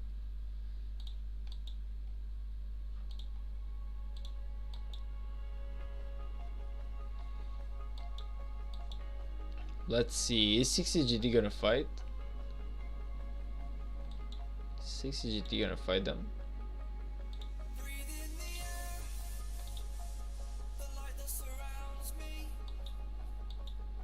"93 numbers never fail to impress me." Yes, honestly, I'm telling you, from day one to day whatever we are right now, they just don't seem to be weakened. Like, it's always the same numbers. It just doesn't appear as if they've maybe like fallen by, I don't know, 10%, 20%, 50%. It's always like these craziest numbers. Meanwhile, 60GT just doesn't have the same size. I'm sorry to say that. The 60GT always, every single time, that they seem to be, well, kind of less. Is it me, or is GT kind of less in terms of members?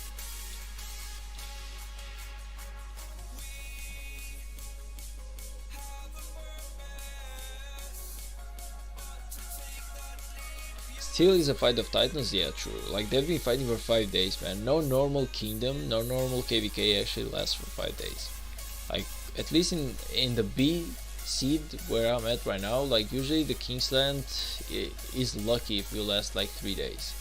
If we fight for 3 days, we are actually lucky. Like, normally, usually the game just gets settled within 48 hours. 48 hours into Kingsland, you know exactly who won and who lost. I'm out in 2 days. Yeah, exactly. That's what I'm trying to say. Like, 48 hours. In 48 hours, you know exactly who won and who lost it. But in this one, like, they've been fighting for 5 days, and somehow they still have the power to keep fighting, and they always keep fighting full force. Now, I do see the 1960 numbers kind of falling off a little bit in terms of field fighting, at least. But that being said, I don't know, man. I still have faith in them. I still have faith that 1960 can just bring the big upset and can actually take Kingsland back slowly. That is.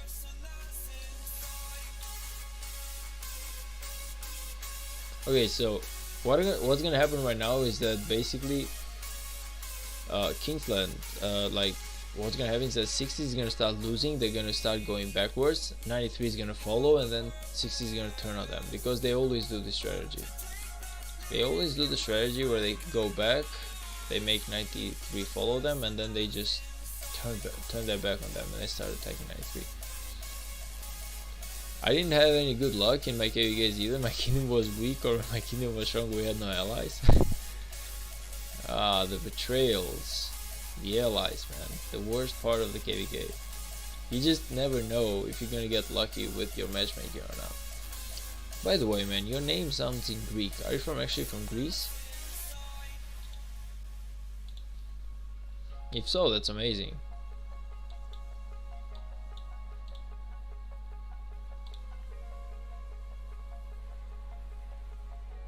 Yeah, if so, that's amazing, man, because we are neighbors. I'm actually from Albania. Like, I don't know if you live in Greece or maybe live somewhere else, but you know Greek? Yeah, about half my people are in Athens right now. So I might have came in Athens about 10 times, 20 times. It's a really cool city, man. Like, I love Greece. It's actually really beautiful. One thing I love about Athens was you got the, what's it called?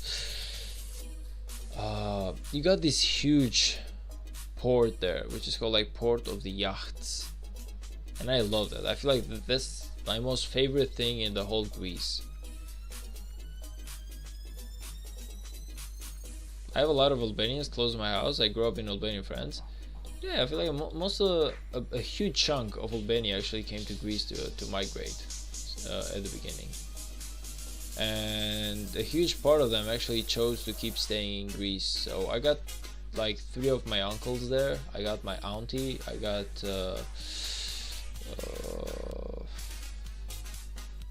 I got like cousins of my parents basically, so technically if I come to Greece I have about 6 or 7 places where I gotta go and meet everyone, else they're just gonna get mad at me. But yeah, I came in Greece, man. It was amazing. It was more than amazing. I loved it. I loved the thing.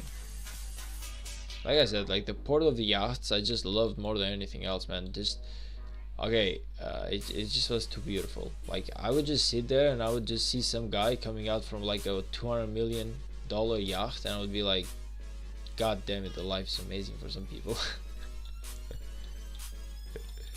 Yeah, Athens was really cool, man. It was really cool. And yeah, I'm definitely gonna come there in the future as well. So it's not like the last time that Greece has seen me, but I'm just coming there for like vacation. I'm not coming there to like live. So it's a very nice country, but the economy sucks. Yeah, try to come into Albania though. There's always worse, is what I'm trying to say, man. But the last time I checked, it's getting better there. Like the last time that I checked, it's getting a lot better there than what it was. I don't know, but at least that's what my uncles tell me. They're like, the times were worse, it's getting a little bit better slowly. Not enough to be seen if you don't look at it, but it's definitely getting better. I don't know how right they are though. Maybe they're wrong, who knows. I don't live there, so I really cannot exactly like give an opinion about it.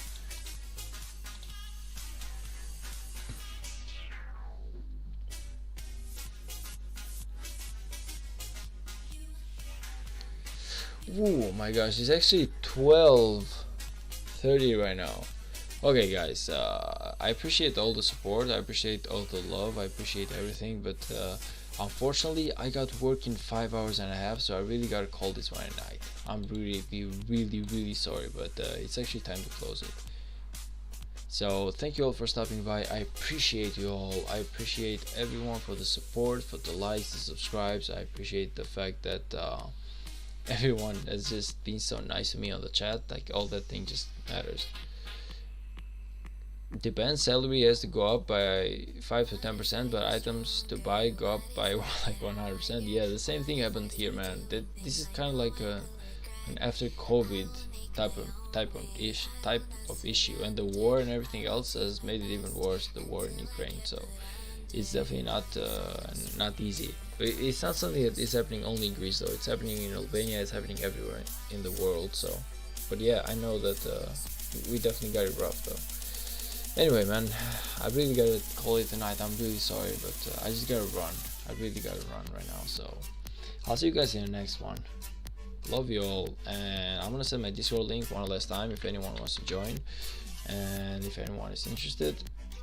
That being said, see you guys in the next one. Peace.